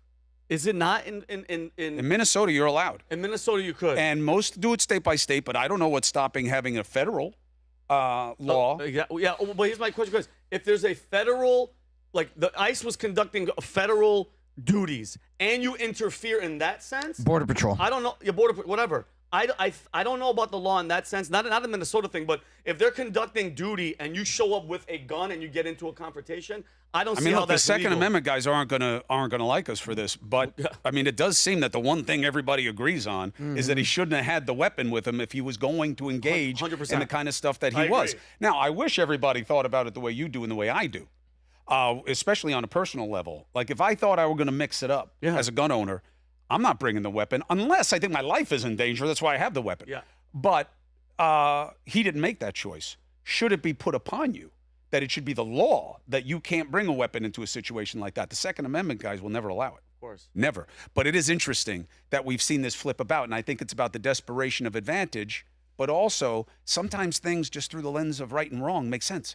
You don't bring a weapon to a place like this. Only bad shit can happen. Mm-hmm. That's right, wrong. But we don't see things that way. We see things right, left. And Alex Pretti is a perfect example of that. It's crazy how it's a Rorschach test, how it's not about reasonable. It's about which side do I support. And more of our things are becoming that. And that's why I'm so afraid that the violence gets worse, which is why I said anything to Scott Jennings in the first place. I don't want to hurt Scott. I liked working with him. I think he's smart. I think he's really valuable to CNN. But you keep talking this talk. Imagine, Vinny, you and me, like you say something. I'm like, yeah, Vinny, and what are you going to do about it? Yeah. As soon as this mic is off and Pat's not looking at me, what do you think's going to happen then? You'd be like, whoa, what are you doing, man? You're supposed to be friends. You're not our friend. You're not friends, like in Jennings' situation. Don't be a bully. Don't taunt. Bad stuff's going to happen. People are listening to you. A couple days later, this happens. Do I blame Jennings? Absolutely not. But we are asking for worse. That's all I'm saying. Yeah, I think I'm kind of where most Americans are these days. It was just, one day I'm on the side of ICE, the other day I'm on the side of Pretti. I think a lot of Americans are confused. Let me do this, Rob. Yeah. Can you, if you're going to go there, can you play the Andrew Schulz clip? Because it's causing a lot of people in the marketplace to kind of go through it in the way you're describing it, which is kind of like, man, what I'm seeing just doesn't look right. I can't believe this. I can't believe did that. the same thing. Rogan did it at first, and then he kind of changed his reversed, position a little bit. He changed his position a few days later. Not fully, but he said, I wonder who this is benefiting. Nobody else is talking about the investigations that Nick Shirley did. Here's Andrew Schulz. Go ahead, Rob. So let's talk about what happened in Minneapolis. ICE murdered an American citizen in cold blood, and then the Trump administration called him a domestic terrorist. Yeah. That's it. Yeah. Like plain and simple. Yeah. I see the administration trying to spin it, and it's fucking disgusting. Yeah. It's like they didn't even have a moment where they're like, hey, we're reviewing the footage. We're going to try to see what's really happening. All of them, Trump and all the cronies, put out collective statements that immediately blamed an American citizen that was exercising his First and Second Amendment rights, right? He has the right to protest. He has the right to carry a firearm. He's a legal gun owner, right? There's no question about this whatsoever. And the administration immediately comes out and they try to gaslight the public, which you cannot do when we have 15 different videos of what happened. Yes. And that is what they do, though. But that is what they do. Yeah. And I think that governments have probably been doing this for centuries, millennia. And now you have a public that is armed with phones, and we can see what actually fucking happened. And you're not going to just lie to us, plain and simple, like that. He apparently didn't see the second video. He obviously didn't see the second video. This I think, is from 3 days ago, before the video went out with. So just to defend Andrew, he may have not seen the other clip, but go ahead, Adam. Yeah, I mean, I think Schulz is mostly right here. Schulz has been, and I think this is a calculated decision, going a little bit further left because he wants to have a good relationship with his mayor. He's a Hollywood guy now more than a political guy. So I understand where Schulz is coming from. The reality is this with this guy, Pretti, he should be alive right now. He should be alive for a few reasons. Number one, he should have been in jail a week ago after what he did, assaulting the police officers, spitting on them, kicking the car. So he shouldn't even been at that protest. Number two, I don't know what needs to happen with ICE, but there's a collective conscience that's basically saying, stop killing people that are protesting. Whether you need rubber bullets, whether you need gas, whatever it is. At the same time, I stand with law enforcement. None of us have, other than PBD and Vinny to an extent, have woken up and have served our country and put your life on the line.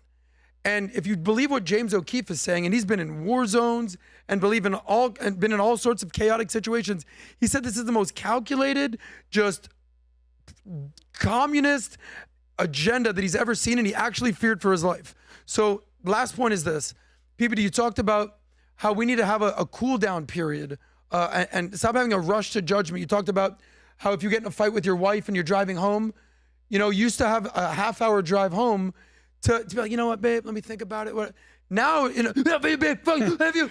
And he's people are clearly doing not married yet, by the way. Well, I get it. But now it's not about being right. It's about who's first. Yes. So everyone wants, you saw what happened. It's just but nobody wants it. The left, you think the mainstream media is going to play these videos of him being an agitator and an instigator? No. Yes. They want to make. You're playing them all over the place. Don't give them that much credit. We've all been duped by the left. You included, me for sure. But he should be alive. But you brought up the major point, FAFO.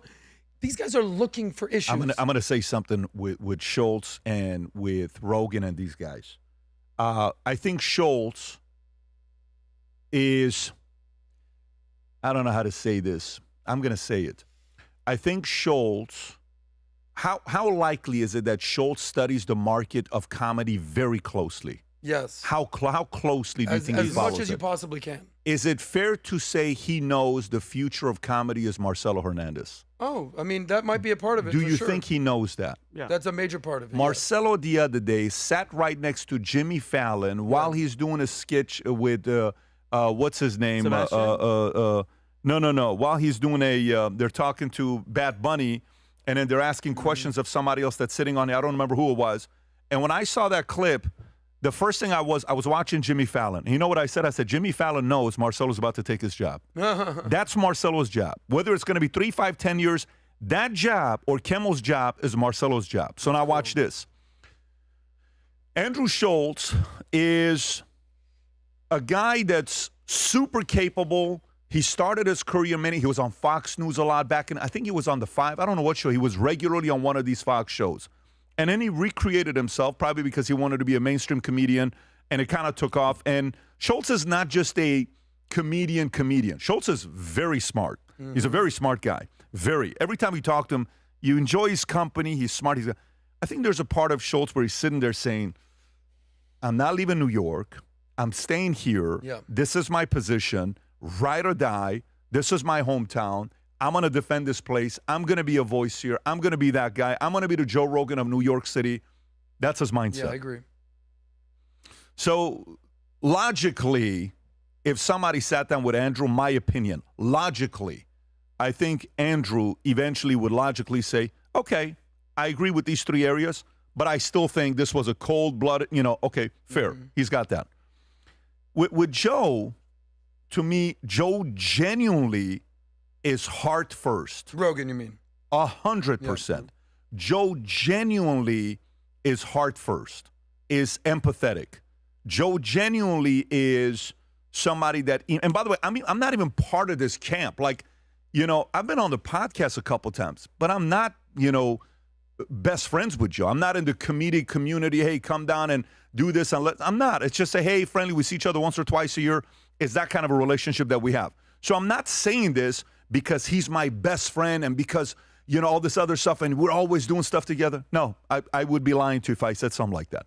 I genuinely believe this guy's got a big-ass heart and he leads with that. But the part that makes Joe so special is he starts with heart and then he says, fuck, dude, but what, I don't know. Maybe, I think that's what he goes through. So I think Schulz is kind of wondering if getting too close to Trump is going to help him in his Hollywood career, doing movies, doing acting, having the show, because Schulz has the capability of also running one of those shows. One time I talked to Schulz, I said, hey, if you wanted to come down here, let's figure something out. I would make this entire place Schulz place because I think Schulz needs to have a late night.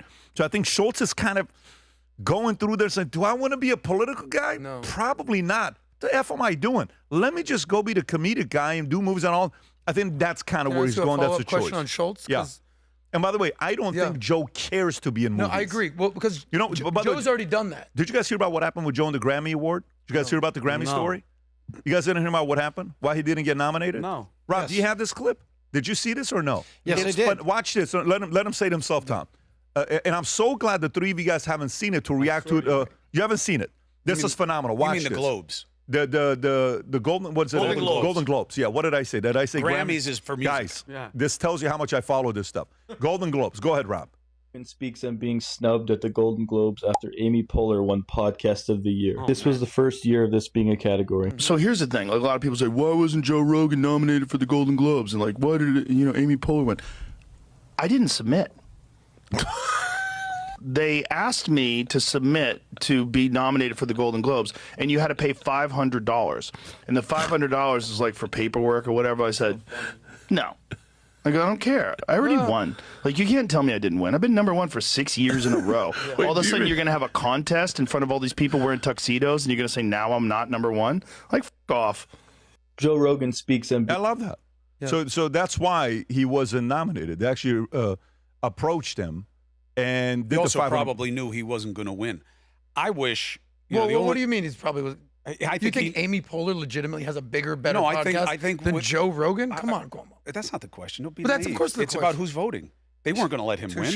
They don't like his politics, and they don't like how all over the place he is. I wish Scott Galloway had his platform. I think the problem with Schulz, the problem with Rogan, when they get into these kinds of waters, is they're not built for this, okay? Scott Galloway is built for this. He's educated in a way. He's thought about things. He's experientially there. He has an understanding of philosophy and politics and history. Who you get your opinions from matters. Now, I'm not saying you don't have the right to do it. Chris, that's an elitist opinion right there. Listen, buddy. It's an elitist opinion, but I have the choice to want to lead sources. No, for sure you do. What I'm saying is I respect his success. The people have spoken. Joe Rogan is the #1 podcast. There's no way you can look at it where it isn't. But I also think it speaks to where we are as a culture. Well, you said when you say built for this, what is this? The reason that Joe Rogan is going to, the generous way to say it is start heart and then go head, is that he's negotiating the space the way most of us are. That's not usually who leads. Who leads in thought making, what we used to call the cognoscenti, right? That was an elitist word right there. But look, only Tom understood that word. It's elitist in terms of what you see as elite. I think that, why do I listen to Scott Galloway? Because I think he's an idiot who has hot takes? No, I respect his experience. Why do I come with you guys? I respect the basis of your opinions. I love the success that you guys have built. I love what you're about. I love the consistency. I respect it. Is that elitist of me? No, it's I expect and respect quality. The reason Rogan is all over the place is because this is kind of new to him, of people listening to his ideas about things and him needing to have takes on things. What's his great asset? He gets the best people to go on that podcast and he has open-ended conversations with them. That's what he does well. These other guys who are trying to get into the opinion business, not all opinions have the same value. But have you heard his, like, I have to push back because if you've heard his stand-up, from regardless of the career, which was, it's from Fear Factor to everything. Right. If you listen to the stand-up, it's smart. It's not just I'm dumb. not saying he's not smart. No. And I'm saying, though, and then with the I have to push back because if you've listened to these conversations that he's had with scientists and, NASA astronauts, Elon Musk and everything, the questions and the pushback, I'm not saying you're saying he's dumb, but there's a reason he's #1 is because of the conversations and the questions. And it's not like he sat there and he wrote the questions down. This is off-the-cuff conversations where even he's thinking, and if you've gone into, he goes down these rabbit holes, and it's not I'm high and I went down this rabbit hole. Sometimes it's that. But Chris, when's the last time you heard an entire podcast of Joe Rogan? Me? Be honest. Absolutely never. Okay, so you're going to sit here and say that he's that guy and you haven't done any actual research. You're watching clips that they put on. That isn't even close to accurate. What do you mean? What you just said is stupid, Vinny. How do you figure? Okay? The idea that I haven't watched an entire podcast start to finish means that I don't have any research basis for my understanding of Joe Rogan. So how'd you do the research? You watch clips on X? Yeah, clips, 1,000. I've listened to his podcast so often, and I've read and seen. I mean, that's just Wait, this is Galloway? Chris. No, Rogan. But wait, you don't need to watch a 3-hour podcast to develop an opinion. It's just a stupid. How many clips have you watched of Rogan? Huh? How many clips have you watched of Rogan? Literally He just said thousands. thousands. Okay, so He said thousands. And I respect his success. Yeah. And I don't agree with your assessment of his interviews or the level of sophistication. You want to say that about Howard Stern? I'm with you. You want to say that about a Galloway? I'm with you. I think there's some really good people out there who aren't necessarily from the political space. That would be elitist. Pat, can I bring this back to you? Wait, Howard Stern, the guy that brings people with Down syndrome and butt-naked girls. Yeah, he's done a lot of stupid things. But as an interviewer, anybody who listens to the interviews he's doing now, people grow and mature, Vinny, okay? The way that Howard Stern almost started race riots in New York City. Howard Stern wanted to run against my father because he believed everybody deserved the death penalty. I had plenty of reasons not to like the guy, okay? First thing he ever said to me when I met him was, it's just an act. So I got plenty of reasons to dismiss the guy. People evolve and they change, and I give them that. Why? Because I want it. That's why. I want that grace. I want that forgiveness. Not from some other schmo. I want it from there. But his interviews are sophisticated. Especially when he's in his wheelhouse. I don't feel that way about Rogan. That's just my opinion. I'm not disrespecting him. I don't want bad things for him. But I do think you wade into these kinds of waters. It's not surprising that he's going to go back and forth. I'd rather hear Tom Homan if he weren't in the administration. I'd want to hear his take. I want to hear John Miller on CNN. I want his take. Why? Because he did the job. Because he knows what goes into the analysis. Because he understands the politics of it. That's all I'm saying. No disrespect, and I know everybody's going to take the clip and say Cuomo's jealous of Rogan, he hates her. It's not true. I wish him only good things. But you also said he's not going to be #1 in 3 years. Remember that? Do you want to put a bet on that? You said that a year ago that he's not going to be the number one podcast. I will. In fact, he almost lost it last year. But I'm saying in 3 years. So wait, when did you say this quote? I don't think Rogan will be number one in 3 years. There are too many other voices coming into the space. You want to make a bet? But you said that statement a year ago, so we have 2 years left. I'm here. I'll bet you $500 he's going to be number Carlson one. may beat him. Hey, take that to the bank, guys. Well, He could be number one in 2 years. Listen, there's another podcast in South Florida that might be in the conversation at that point. Can I bring it back to you? Because I think where you were going with Schulz is very, very accurate, because we obviously know Marcelo very well. We know Schulz very well. Because if you're putting yourself in Schulz's position, and I know you said you didn't necessarily want to come out and say it, so I'm just going to ask you. I think he's looking at two different diametrics. I think he's looking at culture, Hollywood, what Marcelo was doing, and then looking at politics, New York, and business. Schulz and his team, how much time have they said, how do you build a business? What are you doing right here? At what point is he going to see the taxes in New York and say, even though I'm trying to play this game, he loves his dad. It's going to be too much. No, Andrew loves his dad. When you have a man who was raised by an incredible family, have you ever heard how he talks about his mom and dad? Yeah, the ballroom dancers. And he how gets much he loves emotional them. talking about his parents. When you have incredible parents, loyalty goes higher. When you have incredible parents, loyalty goes higher. To want to make them proud goes higher. To want to make them happy goes higher. And if his parents are pro-New York, this is where we are, we got to make it work, Yeah. he's probably going to do that. Does that mean long-term he's not going to move and go to Florida, something like that? He may do that. I think he's But going to stay me- in New York. I think he wants to be the king yeah, of New York. You said that earlier. I think agree he with does. I think he does, but I also think Marcelo Hernandez comes into play here. I really believe that. Why, for those that don't know Marcelo, why guys, do you make if that Marcelo is, like, I wish I knew Vinny at 23, because I think Marcelo and Vinny give me same vibes. Okay, but I met Vinny at 44. Okay, if I would have met Vinny at 23, I would be like, Vinny, listen, man, we're going a different route. I'm telling you right now, if I was Vinny's agent at 23, Vinny probably doesn't give a shit about politics at 23, right? Funny guy doing what he's doing. I would have helped Vinny have a job like a Fallon Kimmel if I was an agent. If I'm me, my wiring, I negotiate a lot of people's contracts behind closed doors that nobody knows about. And I'm not going to say it publicly. I talk to a lot of people that call me, big contracts, and I'm talking to them, and I'm involved. And, I enjoy this. I just have no desire to go into the, what do you call it? The agent business. I have no desire to go into that space. Zero desire to go into that space at all. Marcelo and Vinny have a lot in common. Extremely likable. The difference with Vinny is once politics gets a hold of you and you hit a certain age where you're like, dude, I don't give a shit about being famous. I love America. I want to talk about this, that. Marcelo hasn't gone through that yet. Marcelo's 26, 28. No, he's 28. He just 28, good-looking, charming, handsome. My God, he's likable. He's probably a center guy because of his mother. His mother's beautiful, talented. This guy's got a very big upside. And Marcelo, everyone's watching what's going on with Marcelo, and his video's going viral, and it's effortless. The mother's Cuban, no? Yeah. The mother's Cuban, yes. The mother's Cuban. So yeah. he could easily shade right. So, Cubans. but I want to transition into the next story. I don't want to stay here. We haven't covered a lot of stories, but that's my thoughts on. He worked here at Valuetainment. That's why Pat is talking about is that it. true? Yeah. But look, this is the incubator. Whether he worked here That's or true. not, this guy, the credit goes to his abilities on what he's done. Can I make 1 point 20 seconds that I think you'll appreciate? So he just did his comedy special. It's trending on Netflix. It's a top 3 thing. I went to the show, multiple shows. We're backstage. We're hanging out. His family. He's a very good friend of mine. 10 I met him seconds. when he was 19. It was right after Charlie Kirk got killed.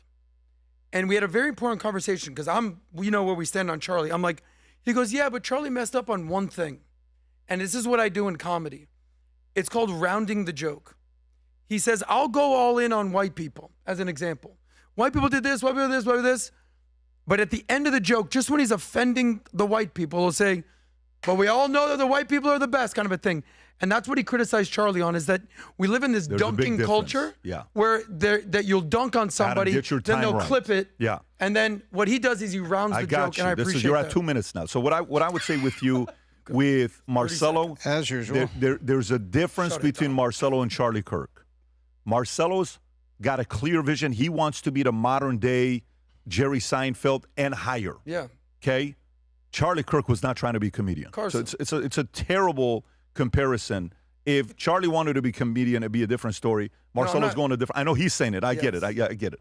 Okay, all right, let's get to the next story. This next story is a little bit of a weird story, but I think we have to touch it. Spain legalizes 500,000 undocumented immigrants, sparking backlash. This is kind of weird, what we're talking about here with Spain. So as the United States experience, and by the way, this is a Fox News story. As the U.S. experiences negative net migration due to President Donald J. Trump's policy, Spain is heading in the opposite direction, announcing plans to grant legal status for up to 500,000 illegal immigrants. Spain's socialist-led government approved a royal decree on Tuesday allowing unauthorized immigrants who entered the country before the end of 2025 and we have lived there for at least 5 months and have no criminal record to obtain 1 year residency and work permits with possible pathways to citizenship. While many European governments have more to tighten immigration policies, some encouraged by Trump administration's hardline approach, Spain has taken a different path. Prime Minister Pedro Sanchez and his ministers have repeatedly highlighted what they describe as economic benefits of legal migration, particularly for the country's aging workforce. Spain will not look the other way. Migration Minister Elma Saiz told reporters at a news conference saying the government is dignifying and recognizing people who are already in our country. Cuomo. Politically fraught. I think that Spain, I know Spain is in a very bad place economically. Unemployment, where their future is, what kind of investment there is in that place. They have real problems. So they're looking at it through that lens. And yeah, it's a socialistic government and politics, and that's a little bit more expansive in its thinking about migration than other European countries. But there are conditions put on it, but I think that it is a very risky move because I think it's hard to know who you're allowing and what their impact will be. And this would certainly not fly in America, certainly not right now. Vinny. Check your phone. The whole thing with everything with immigration, I know, Tom, you're going to go for it. Everything from, especially UK and all these countries, they don't understand what this is going to do to the country. And going just really quick, Alex Pretti, why is everything happening in the country with all this ICE and everything? You know why? Because for 4 years, the Biden administration opened the border. They're doing exactly what they're going to do over there and flooded this place with people that do not belong here. And the moment that people speak out, it's like, ready for this? One side makes the mess, and you go to try to clean up the mess, and they go, hey, what the? And they get mad at the person cleaning up the mess, okay? I think this is a horrible freaking move. It's all for votes. It's all for votes, and they're going to feel the brunt of it. And I feel bad because I have friends, Pat, whose families just fled Venezuela to go to Spain, finally, after 30 years, and now they're going to go to this. This is what they're going to go to. As Chris pointed out, I have one question to ask when we get to this, and I am so curious with this one thing, but Tom, I want to hear your thoughts, and I have one question I want to ask. So Spain has a struggling economy, and in a lot of different ways. And the concept that the way that you're going to figure out how to fund the struggling economy, I'm going to use a word here, but it was a word that's been used to describe a set of countries.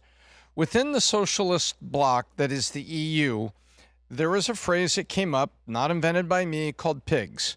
And I believe it was Portugal, Italy, Greece, Spain, or Ireland, Greece, Spain. But it talked about the ones that were consuming socialist resources to take care of all their people versus the ones that were contributing the capital to do it. And the capital usually came from Germany and sometimes France, because remember, the UK is not part of EU. And so what you have is this struggle in Spain, and someone stands up and said, oh, if the illegals have been here 5 months and have no criminal record, let's give them a residency and work permit.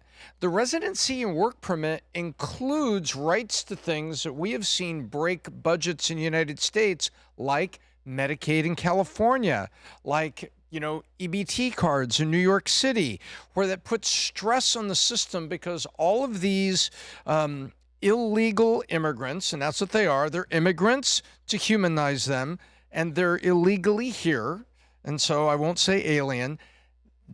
These things create stress on economies. Why won't you say alien, Tom? Why are you walking on eggshells saying you won't say alien? Well, because you know, I think that illegal immigrant is a very strong, clear term. Now, illegal alien is also a clear, strong term, but the average person, I think, doesn't know that alien has been a constant constant noun in the lexicon of describing immigration for 150 years. Who cares? I'll use both of them. But the point simply here is, I see. I'm just wondering why, you know, why is that a, you can just bring it? Yeah, why is that a sensitive thing to even say? Like, we have to be careful not saying a word like that's not a curse word. Maybe, it's not a maybe, a derogatory term. I'm sorry. Racist. Maybe I was self-checking a little bit. So these, you know. Tom, say how you feel. So these illegal aliens come in there. They are going to take more resources from Spain to take care of them, because just because you have a work permit and residency doesn't mean you have a job and then that you're being taxed and then the cycle is going back into the country. I think this is a really bad idea that's been brought about by the EU and the globalist agenda that's underneath the socialist policy. The socialist policy will bring bankruptcy. The globalist agenda destroys cultures and brings all these people in. Ask Germany how it worked with all the boat people. They have been trying to untangle that mess now for 4 years. Vinny, you said something already, right? Yeah. Okay, Adam. Circle back in 10 years. Let's see what happens here. You know, I've been very vocal that I wake up, I don't think about California. We see how this state is basically falling apart, and I wish them luck. I sure don't wake up and think about Spain. For one point, I used to wake up and think about London. I used to think about Paris. And at this point, guys, do what you got to do. We'll circle back in 10 years. What I will say is this. How many videos have we shown or seen of the guy, I think he was in Germany, or he's South African, he goes, "You're not going to tell me where I can film in my country? You're not going to," this guy goes all over the world basically exposing what illegal immigration or immigration and globalism has done to all these amazing countries. Why is it that countries that have a culture, that have borders, are expected to take in the third world? If Europe wants to do it, God bless. All I want is that to not happen in America, and I think that's what a lot of patriots feel. But and Pat, I know you want to ask a question. My thing is the people. The people, what can they do? What can if you're a Spaniard? No. Besides a vote, they're voting for socialists. No. Your government. When they say Spain, it's not the people. The people of Spain aren't voted for the government. Hey, anybody can come in the office. Obama came in and he did such a great freaking job. What I'm saying is, at what point, Pat? At what point, Chris? I want to know you guys' thing. Do the people say enough is enough? For 4 years, I'm actually embarrassed, Chris. If I was in the military, I think it would have been a different story. For 4 years, we know what the Biden administration did, and I didn't do anything about it. America didn't do anything about it. When the border was wide open, why didn't we act? Why didn't we all go to the border? I'm being dead. No, hold on. And say, hell no, you're not going to let these people in, because we are where we are today because of that policy, and nobody said a peep. Nobody from the other side said a peep. And then we land to this point where people are getting shot and ice and this and that, and everybody's like, how did this happen? Murder, by the way, is down 20%. Overdose deaths are down 20%. And New York Times came out with an article, and they're like, what in the world? How did this happen? I think, Adam, it's going to keep happening to where the people are going to have to step up. Last thing I'm going to say, when the Gavin Newsoms come in, Chris, I know you said you're not going to vote for him. When the Gavin Newsom comes in with the pendulum switches, and he's the guy that is pro-illegals, pro-open border, pro-no ID to vote, what's going to happen then, Chris? What are the American people going to do when the border gets reopened and the same problems happen again? Let me just answer this, then I'm going to give it to Chris. Let me just say one thing to him. If you could pause a second. The people did speak. They voted for Trump. Just like the people spoke and they voted for Mamdani, and in 4 years they're going to realize, what the hell did I do? They should have voted for a different guy named Cuomo. That's my only point. The people will speak, but they speak with their votes. No, but actions. Well, I have a question that actually goes to what Vinny was actually saying, not my own opinion off the side. So, Vinny, You're saying, what are the people doing? I'll tell you what they're doing. Conservative people, conservatives have won elections. Nawrocki won a conservative election in Poland. And Merz, a conservative candidate, won an election in Germany. We're not talking about prime ministers. We're not talking about this. But Ursula von der Leyen is still president of the EU Commission. And the EU Commission and its globalist desires and constructs are infiltrating what's going on. But you are seeing the voters vote for conservative candidates in response. When you're saying, what are the people doing? In many cases, they're trying to vote and they're trying to put these conservative candidates out, and they're rebelling against the policies that are coming from the centrist control point that is the EU flag. Remember, the blue flag with the stars on it runs Europe more than your sovereign flag does, regardless of what people want to tell you. That's a good point by Tom, by Okay, validating my point. so here's my thoughts. The question that I got is the following. So if you look at, Rob, can you pull up what times in U.S. history has population declined? What few times has the population declined in the history of U.S.? You got 3 different times. 1918, 1919, okay? Near zero growth or minute decline in growth rates. Then, of course, we had COVID, which was like -1%. Aside from that, we've never had another time, okay? I actually want to see the reports come in on what happens to U.S. population in 2025, because I think it declined. I think the U.S. population probably declined in 2025. I think it's going to decline even more in 2026. And why? Because of immigration. We're not letting people in. So then what's the solution to that? The Democratic solution is what? Open the floodgates, let people in, okay? 10 to 25 million, whatever number that you said earlier here. We've heard both of those numbers. What's the Republican plan for that? What's the conservative plan? Now, of course, they're talking about this $1,000 plan. I don't know if you're seeing this or not. Rob, this battery pack doesn't work, by the way. Can you ask Matteo to just come into the building? At this point, like I'm asked for a battery pack 3 times. And I know you brought it to me. This one doesn't work. I know they're doing $1,000 for the kids that they're giving away that, Bank of America signed up for it. I want to say Michael Dell signed up for it. I want to say a bunch of guys signed up for it that they said they're going to be doing. What else are you going to do? And FYI, say that report comes out. Be the liberal. Be the opponent. Be the enemy. Argue for it. What do you say? Is that a taint? Is that a bad look? What is it? If it says U.S. population declined for the first time, not because of a war, not because of Spanish flu, not because of, COVID, but because we stopped taking any immigrants in. What do we then say? How does the enemy argue against that? I'll come to you, Tom. Logical argument, and then, Chris, I'm going to come to you afterwards. So somebody came to me with that argument? Let's just say all of a sudden news comes out. 2025, the first time in U.S. history where population declined, not due to a virus or a war. I would say, let's look at the underlying reasons and let's make them plain and understandable for people. Boomers, now the generation is passing away. Birth rate, because we've destroyed the concept of the American family and the pride of having children and doing things because we've become, so anti-family, we're having less children. And so we're responsible for our own shrinkage. These same headlines, ladies and gentlemen, are showing up in Japan. These same headlines are showing up in Korea because with the pride of having a family and building within the country has been replaced by this individualism and this socialism and this lie. And consequently, we're passing away right on time with actuarial tables, and we're not having children to replace it. That's what's going on, folks. That's what's going on. What would you say, Chris? There are people on the left who would say good, right, because they think the world is overpopulated. I think there are people on the right who would say good because they believe that the country is overpopulated. And then it would become about what we decide to make it mean. Okay? What does it mean? Does it mean that we are shrinking in a bad way, or are we getting stronger because we're concentrating our assets? And I think it would become a political football. And I think that the idea that the right doesn't have a plan or the left does is optimistic on both, though counterintuitive, because they're going to react, not act. So it will become a thing. Okay, if Pat's premise happens, we've gone down in population. we will feel some kind of way about it, right? And different people will make us feel that way.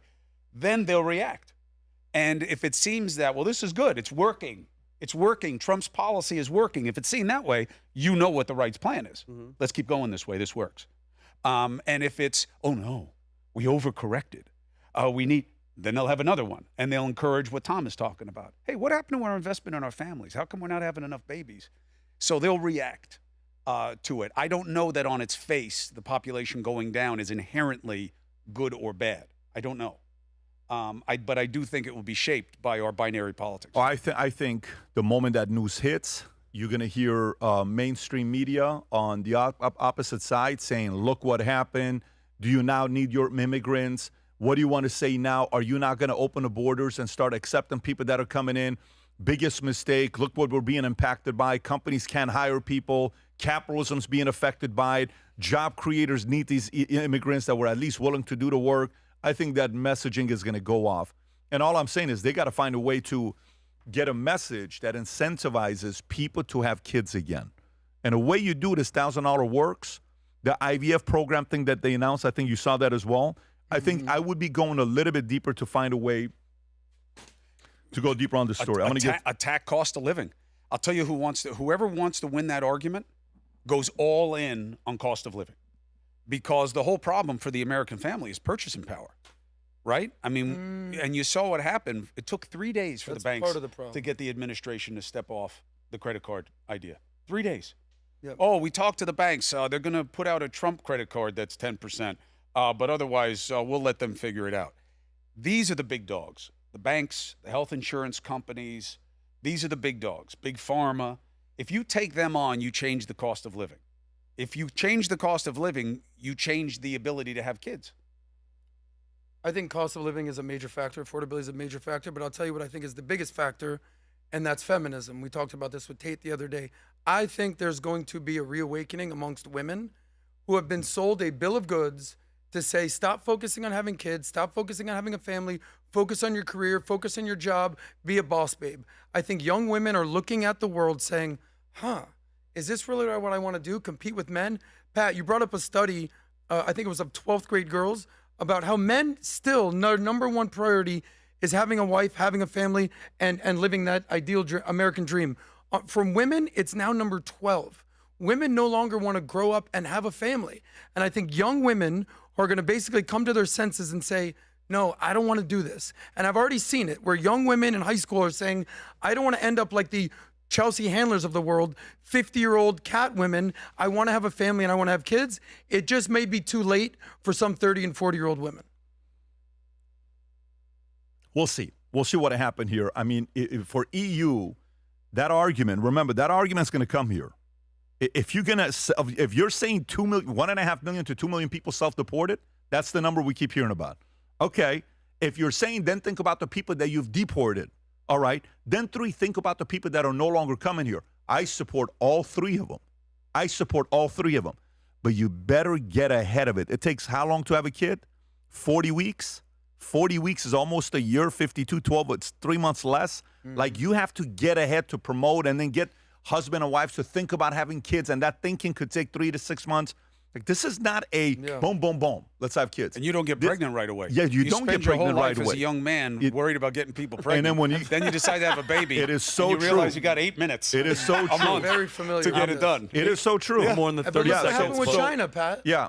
But no, the one-child policy backfired. But that's a policy. Yeah. We stopped having kids. Correct. It's a very different. That was force. Yeah. This is our choice. Yeah. Feminism destroyed, obviously, the child birth rate. There's a bunch of different things that we can, talk about that prevented this from happening. But I think family nucleus, going back to selling it, affordability, all of this is a part of it.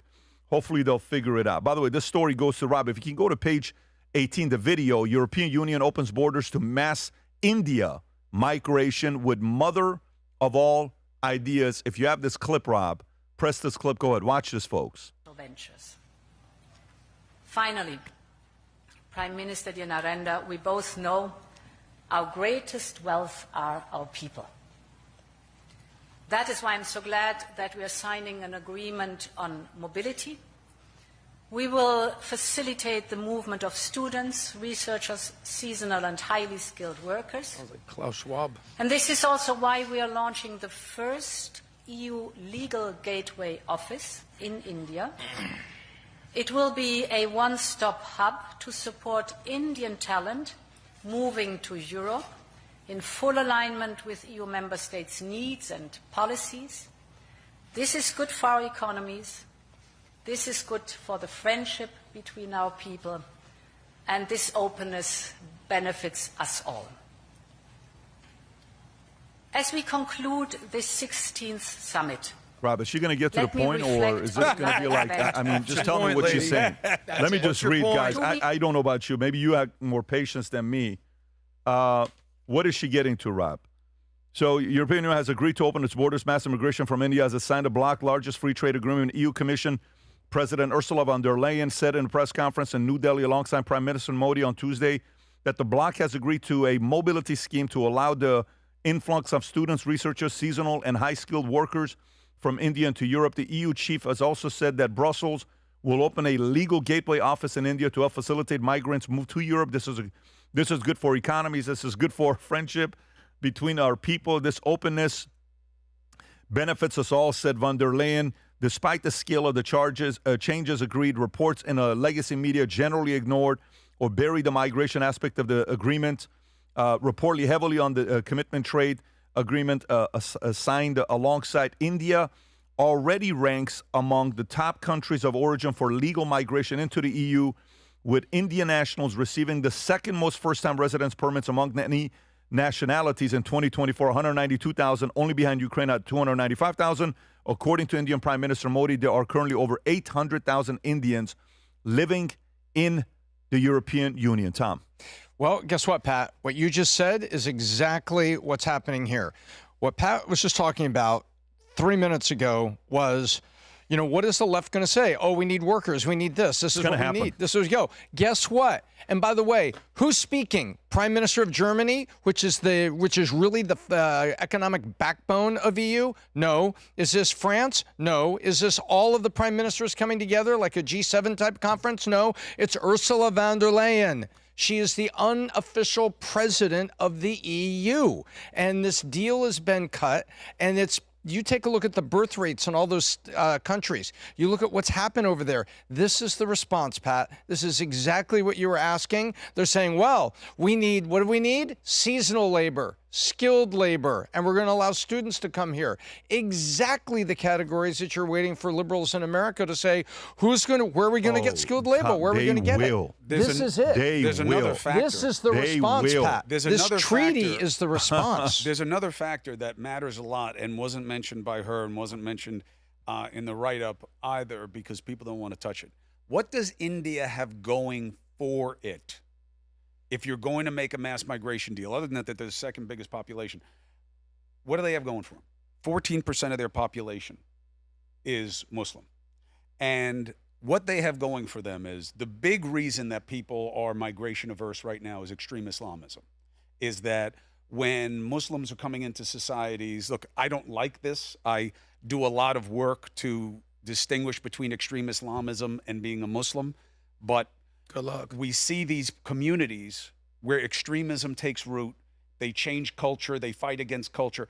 India doesn't have that as a mark against allowing them in right now, which is kind of an unspoken motivator. Why are you less worried if you hear Indians are coming in than you hear Bangladeshis are coming in, right? Which came from India, right? Because of the extreme Islamism risk. And that's something, too, that America is just starting, despite 9/11, just starting to wake up to, because we don't have a huge Muslim population here, really, relative. You do in New York now. And we have it's a growing population, no question about it. And Chris, significantly, it's also uneven. Yeah. That's your synopsis of Mamdani? Uneven, because it's too early to see the policy failures, but his early reads, kindness is not always really kindness, right? There's such a thing as tough love. You leave people out on the street who are not competent to make their own decisions, homeless. and then they die 10 of them because there's a storm. That's on you, brother. Yeah. And it's one thing to say, I'm not going to tell you how to live your life, as if they want to be on the street. leadership often is not about the softest, the gentlest sell, but it's going to take time for his policies to be put into proper context versus what he was saying. But he's not off to a great I see start. he's asking for money. Are you prepared to donate to Mamdani's No. administration? And I don't live in New York City. Okay. So you're good. If you did, I would have a much higher tax rate. would you donate to Mamdani? No. Okay. I don't believe in what he's about. I do believe in the affordability, in cost of living, whatever you want to call it. I would love to cover that all the time. I wish the algorithms were trained to reward members of Congress and influencers for talking about healthcare costs and why it's so expensive and why we need the ACA subsidies in the first place. But you don't need what comes along with it with him to get those policies. Well, let me do this since you're talking about that. By the way, breaking news, we'll get to it here in a minute. Luigi Mangione will not face death penalty. Judge rules. We'll talk about that here in a second. This literally Drop just the happened murder right count. now. Right. Wow. But prior to going into that, while you're talking about this, in regards to Mamdani, did you see the clip of him getting up and saying, hey, we need $12 billion, and Yeah, I don't know where you saw deficit. that clip? Can we play that clip since we're on Mamdani right now? That wasn't one of the topics, but I think it's timely. So here's Mamdani. Apparently taxes wasn't supposed to be raised for the average New Yorker, and then all of a sudden, this is what happened. Go ahead, Rob. City is in a difficult position. We can't hear it, guys. Can you start from the beginning, please? Where city is in a difficult position. Guys, start from the beginning. I still can't hear anything. City is in a difficult There you go. position. Thank you. We are also seeing a moment where the gross fiscal mismanagement has left New Yorkers with a bill the likes of which we have not seen in many, many years. And we have seen in the politics of the past that in moments such as these, we ask those with the least to bear the greatest burden. And we know that here in the wealthiest city, in the wealthiest country in the history of the world, that we can not only put our city back on firmer financial footing, but also build a stronger city for everyone if the top 1% of New Yorkers pay an additional 2% in income taxes. Recently, I actually had a New Yorker turn to me and self-identify as someone who would be taxed by this proposal. You know, I'm a millionaire. Is it true that you want to raise taxes on me? And I said, it is true. And they said, well, I would leave. I said, I don't think you would. They said, why not? I said, because we're looking to raise income taxes on the top 1% by 2%. So for $1 million a year, that's an increase of $20,000 in taxes. And when I told them the amount, they realized that it wasn't enough to actually make them change where they would consider I did their not residence. see Yeah, this. of course. Please raise taxes more. Why don't you do 20% on these guys making $1 million? So I know you voted for this guy because you didn't like his opponent. He was going up against this guy, this other guy named Andrew. Only because he's ugly. Yeah. I judge people on looks. What do you think about what he He's just said? better looking than his brother. What do you think about what he just said? Look, here's what I think, okay? And I know people are going to get upset and they're going to come after me. Knock yourself out. He is way over his head, okay? We've never seen the like. No, you've never seen the likes of this because you've never been involved in elected office. You've never led. You've never understood. You're a kid, and you're an inexperienced kid. So it's new to you. It's not new to New York City, and it's not a new challenge to anybody who runs a major municipality. You can say the numbers aren't impressive to the top, but that's not the way they're going to hear it. And it is very popular in New York City right now, if not in New York State, if not in the country, to go after the top.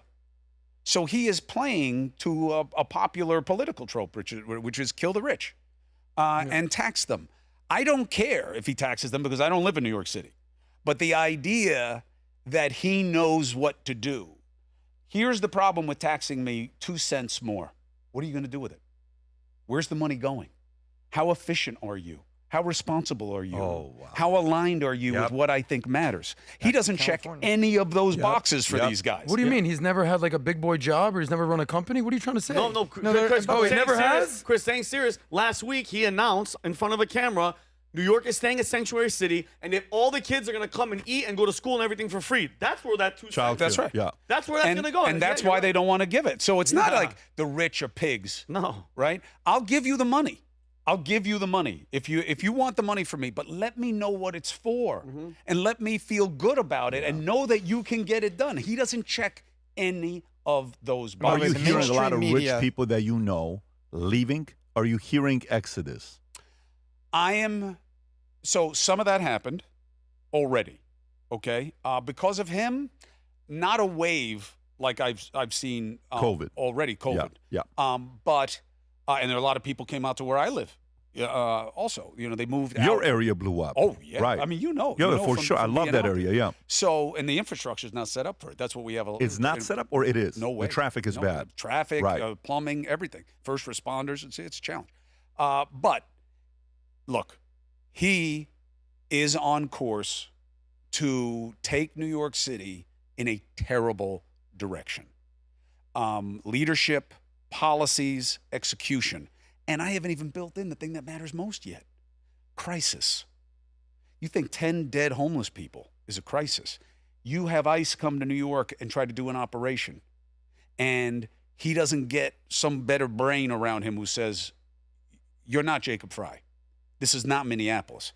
You better work with these guys and do it now. If they come here hard and heavy, you could have bloodshed in the streets of New York that he will not be able to control. And there's a 50-50 chance he'll say something so effing stupid in that moment that you'll have no leadership. It's scary to me. And I know people don't like that, and they'll say it's because I'm Islamophobic. No, I'm worried for Muslims because I don't want them to be judged by a guy who has a tendency towards extreme Islamism. It's not fair to them that they have to own him now. And I'm worried for them. By the way, while you're talking about this, I want to show a clip again of your good friend Kara Swisher.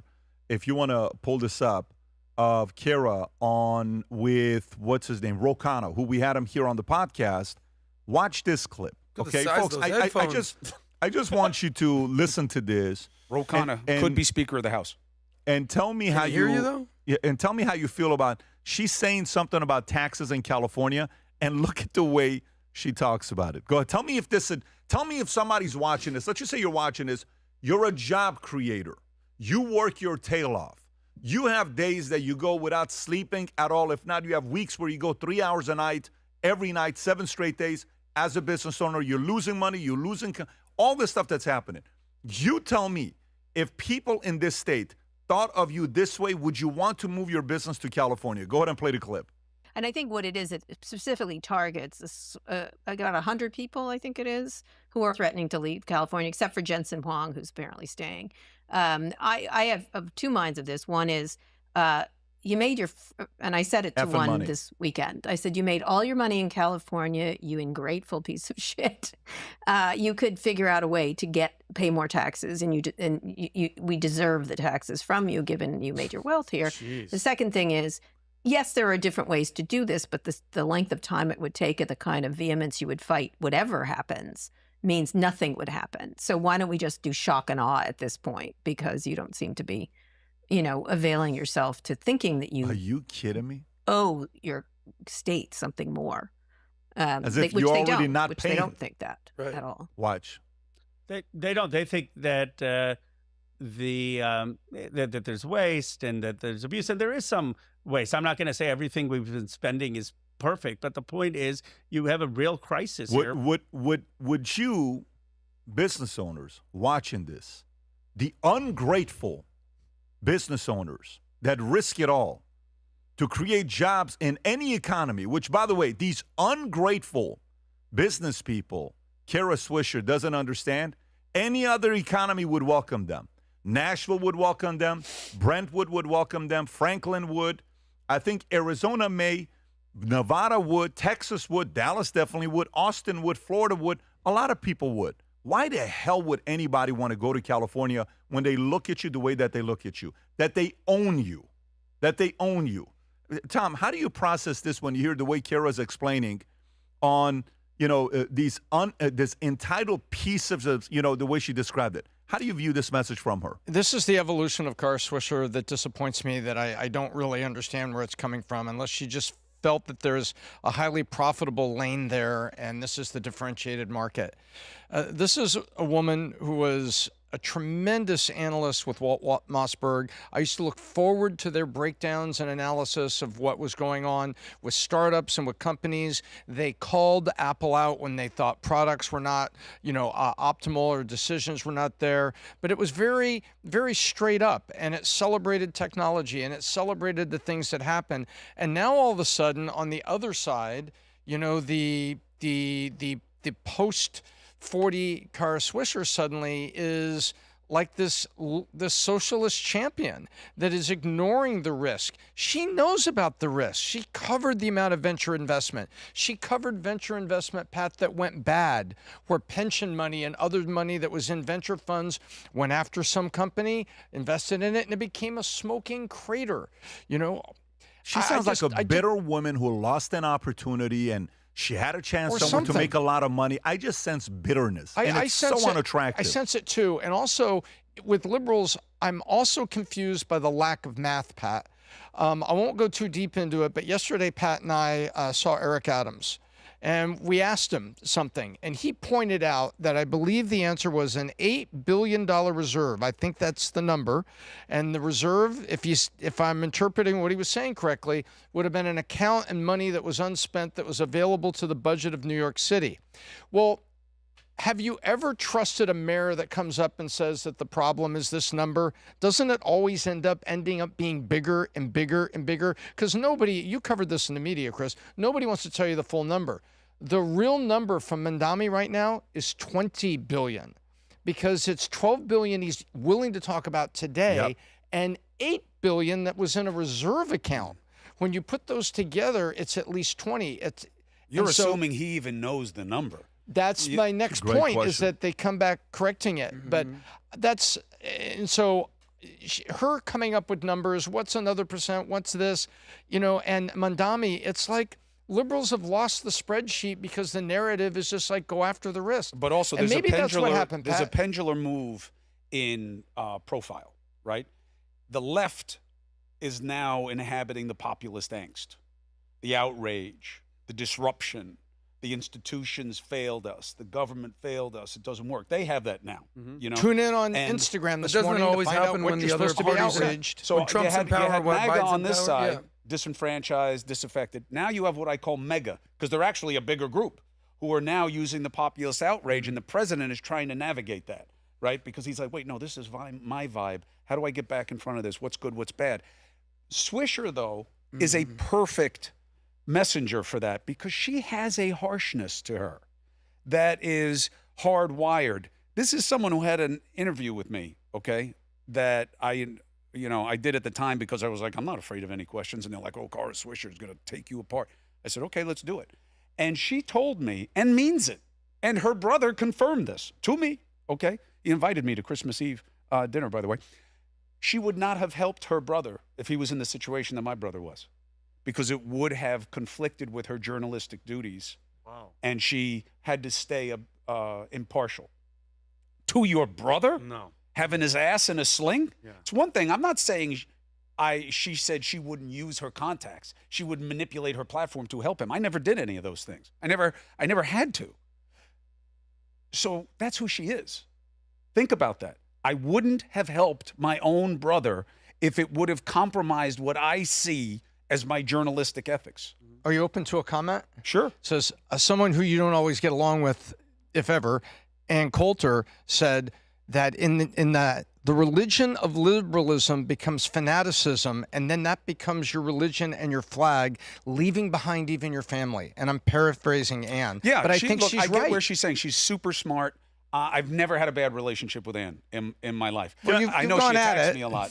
Yeah, but I mean, that's the business. Can I tell you guys something? You know what was what was my number one reason for when everybody said, I cannot believe you brought Cuomo on? We lost a lot of people when we announced Cuomo. Don't forget that. We got a lot of criticism when we it was nonstop. He cannot believe you. Till today, we still get the messages. It's toned down a little bit. When I see a brother back up a brother, to me, it says parents raise that family very well. That's where it stops. When I saw that, that's values, that's principles. That's very, very important to me when I see a brother defend a brother the way it happened. Politically, at the time, whatever, set all the other stuff aside, COVID, all the stuff you said, craziness, set the stuff aside, the values. That part, I can't understand the Kara Swisher thing. I want to go to 3 more stories before we wrap up. I only got a few minutes. Let me get to the next one. Rob, Luigi Mangione. This story just came in. Chris, I'm going to come to you first. Then Adam, I'm coming to you next. Okay. Yes, sir. So Luigi Mangione Rob, you just texted it to me. U.S. District Judge in New York ruled that federal prosecutors cannot seek the death penalty against Luigi Mangione for the 2024 killing of United Healthcare CEO Brian Thompson. Judge Margaret Garner dismissed the federal murder charge, determining it was technically flawed because the underlying stalking charges did not meet the legal definition of a crime of violence. Chris, for people that may disagree with this, what do you say to them? I understand why you disagree, and I hate the message that it sends, and I think the prosecutor screwed up. And did the judge have to make this ruling? No, but it was close to her having to make it. Why? Because the way the law works is the reason you get the death penalty. Remember, in the law, the death penalty is a very, very, very high standard, okay? And you need to have violent felonies underneath. They said, yes, stalking is violent. That's not the way the stalking is perceived, especially when there's been no contact prior. So I think they forced her hand a little bit, but I get why you don't like it because it sends a terrible message. If this isn't murder, what is? And I don't like it. I don't like this kid. I hate that he's Italian. I hate that people say that he's handsome. I hate that he's raised all this money. I hate that people argue the other side of it. To what you said about Don Lemon, to me, Mangione is that times a million in terms of the message. Chris, can you comment on how New York State is more limited on what will get you the capital punishment in the first place? Well, it's when federal. compared to Florida, It's when federal, compared to though. Texas, It's or federal. even- It's not state. It's federal. If it were a state case, New York would still be tricky. But Florida, I mean, he would have been dead as soon as they caught him in Florida. But federal law applies the same in all states. Apparently, this judge, I sent you a picture of her, Margaret Garnett. Mm-hmm. She was a liberal judge appointed by Biden. And this just goes that everything's political at this point. Everything is so politicized that the most unique person in this world, in this country at this point, is someone who's fair and balanced. You know, Fox says they're fair and balanced. Yeah, okay. You know, CNN certainly is not. MSNBC, which had to change their name to MS Now, I believe. We know, where are people getting independent, non-political viewpoints at this point? Here's just a latest example of a liberal judge that's just siding with, look, who was she appointed by? Bottom right. Joe Biden. Joe Biden. So they say that, you know, the Justice Department is weaponized or politicized. Here's just another example. It's pretty clear.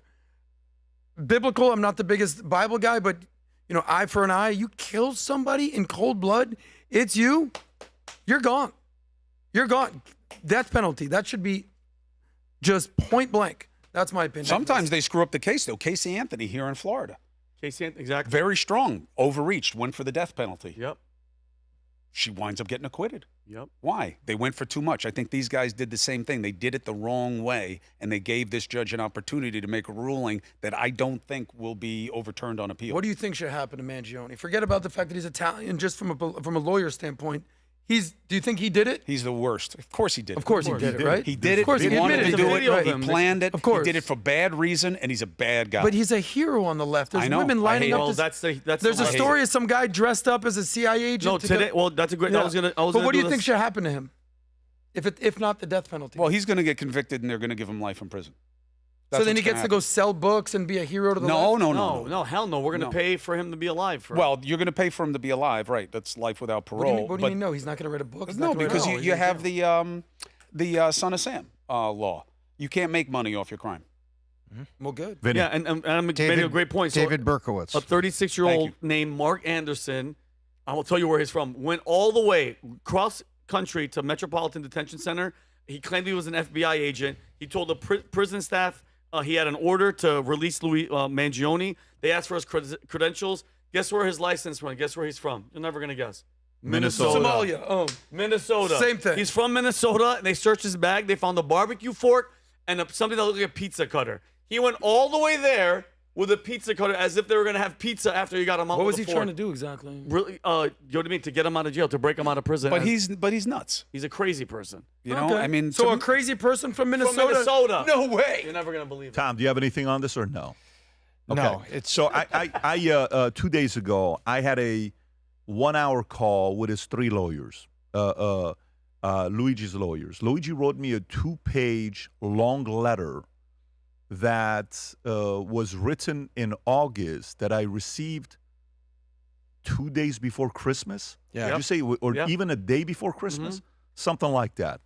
And it was interesting because when he came out with the 27 points, one of the things he wrote on the 27 points when my phone blew up is Luigi Mangione is reading your next 5 moves in prison, and other inmates were reading your next 5 moves as well in jail. So this is kind of how the exchange is going. So I'm talking to the lawyer, and yeah, that one right there. I think it was 0.7 or 8 or 9 or one of them. There you go, 0.7. Your next 5 moves. Yeah. So to me, you know what I was asking the lawyers, and who knows, maybe we'll do something together to go even deeper, because one of the lawyers that's there, she's also a content creator, and she gets a lot of eyeballs. She's with Midas Touch, and she does a very good job. She's a talent. And obviously, to be a lawyer for someone like this, you have to be very, very good at what you do. All I want to know is, how does this happen? How do you go from a guy that has a trajectory of getting to where he could have gone in life, being a good citizen, make good money, create jobs, get married, have kids, do all the stuff that he wants to do, to all of a sudden get to this point? I want to know where this led to this. So because if we don't, how many other Luigis are there that we have to know that if we don't see patterns, we can't prevent, right? When I'm talking to these lawyers, I'm telling them how I was, at 18 years old, if you judged me on where I was going to be in life, you would have never said I'm going to be here, ever. None of my friends would have ever said I'm going to be here. Someone got a hold of me, whether it was a couple of my drill sergeants, whether it was Drill Sergeant Green or Drill Sergeant Purtle or First Sergeant Ward or Lieutenant Colonel Peacocks or Lieutenant Off or Sergeant Braxton, or all of these guys, these friendships, the influences, the Pastor Dudley Rutherford, the Rich Dollies, these men who got a hold of you, who said, hey, you can do better, the Brian Heflin, the Cisco Davises. These are men who get a hold of a young man who doesn't have a sense of direction to say, what are you doing? And flip it also on the other side. You know why my concern, the same thing when I brought up the Don Lemon and you said you're more here than you're on the Don Lemon side? Dude, we got to prevent this thing before it gets to the next level. 20 of us went to watch Joker when it came out. I'm a big Joaquin Phoenix guy, and I want to watch the movie. 43 minutes into the movie, I look at Jen, I said, there's no way I can watch this movie. There's no way I can watch this movie. This is horrible. This movie is inspiring you to go kill the billionaire. Yep. That's the movie. You don't think 5 kids are going to say, fuck, let me go kill him and F these guys. And you don't think all you need is 5 kids to watch Joker. You don't think these movies are going to have that kind of an impact? And how big of a movie was it? Of course, Joaquin Phoenix crushed it in the movie. Of course. And who was the bad guy? Was it Robert De Niro? Who was the guy that he kills? Isn't it Robert De Niro? Yeah. And so you watch this and you say, how does this happen? I'm interested in what gets somebody to that point and what can we do to prevent that from happening at a large scale. Guy next to me does a Zoom with me yesterday. He said something very interesting. 22, 23-year-old content creator, very talented. He says, you know what I miss? I said, what do you miss? He says, for 7 or 8 years when I was a young boy, I watched every one of your Motivation Monday videos in your car. I watched every one of your videos about what it is to be a young man or this or content creator and all this other stuff. He says, America doesn't have people that they watch on how plays a role of a father. Says a lot of young men need that messaging today in a big way. Right before jumping on here, we're talking, Chris and I are talking about your son, and, I'm not going to say it publicly, but what decisions he's making, what he wants to do with his career. Good-looking guy, he's doing what he's doing, and family, the conversation. There's nothing like family, but there's also nothing like influencing someone else that's maybe not your family to prevent them to do something dumb. I'm willing to bet the guy was this close of just being a regular guy you would have met, you would have never thought about him. And I'm willing to bet there are tens of thousands of Luigi Mangiones that are this close to do something stupid. This close. And if we don't find a way to get a hold of these guys, we're going to have a bunch of these cases happening. So it's interesting they chose to go this route. But again, We'll follow this case a little bit closer. I want to get to the next one here. Next story I want to go to is the Jerome Powell story. The federal, the name that was announced this morning at 6 a.m.-ish, give or take. President Trump, Kalshi, $96 million of wagers were made on Kalshi on who's going to be the next Fed chair. Look at the volume on the bottom left, $97 million. Rob, how far back can you go on this? Is this all? So if you go to all, go a little bit lower, Rob, so we can see the names. It's been Kevin Warsh for quite a while. But if you can go a little bit higher, who's the second one? Who's the blue and who's the black? Who's blue, Rob? Judy Shelton is in at 1.8%, and Rick Ryder. Rick Ryder was also one that was on the list. And look at it, just a few days ago. Is Black Rick Ryder? Yes. Pretty bad name, but so eventually ends up being Kevin Warsh as the guy. Tom, how do you feel about this announcement, this decision? So here's what's been going on. The president has been at verbal, debate, battle, war, whatever odds with Jerome Powell since before he won the election, talking about interest rates and talking about things like this. And everyone thought that Kevin Hassett, who is serving in the White House, was going to be the guy. And so he was up there first. And then all of a sudden, many people, including me, think Kevin Hassett maybe sounded a little too measured in public because Trump clearly wants somebody to run the Fed that aligns with him and Scott Bessent on interest rates, specifically with the president. And so Kevin Warsh's name came up. And then Kevin Warsh was like the leading candidate for a while. And then over the last 3 weeks, there was a little bit of shift that happened. Rick Ryder's name came up at the same time the president said, I think Kevin Hassett should stay in the White House. He's doing a fine job. Instantly, everybody says, okay, well, that's it. Hassett is absolutely off the list because the president complimented him and said, I want him to stay in the White House. But then the president said positive things about Rick Ryder. And then some leaks came out from the administration, from the cabinet, that said the president is very, encouraged by recent interview he had with Rick Ryder. So people were thinking that's it. Well, the president now has a two-horse race. He's got Rick Ryder, who wants the job, and Warsh, who wants the job. Well, guess what happened? I think what happened is he had a conversation with the two of them about policy alignment, and I think Warsh was more aligned with the president, so the president felt that he would be following him more and pick Warsh. Historically, the head of the Fed has usually been someone that even the most partisan presidents have felt needs to be balanced, can't be quick turning knobs at the Fed. And what has happened here, I think Warsh is going to be more likely to give us a 0.5 point cut before June. No cuts were going to happen here in January at the Fed meeting. There's a 0% chance of that, according to Kalshi and others that are speaking. And Kevin Warsh is going to be our new head of the Fed and is probably going to give us 0.25 point cuts in 2 of the next 4 Fed meetings going through June. And that's why are some people saying they're surprised by this? Because this guy's known for wanting to raise the rates or keeping it consistent. He's not really known for being a guy that was going to lower the rates. Well, I think what has happened is in the last 2 interviews, remember, President had interviews, and in the last 2 interviews, something happened. And the president, in all of his discussions on Powell, has wanted the Fed to follow him, even though that they're looking at unemployment, inflation, and all these other things.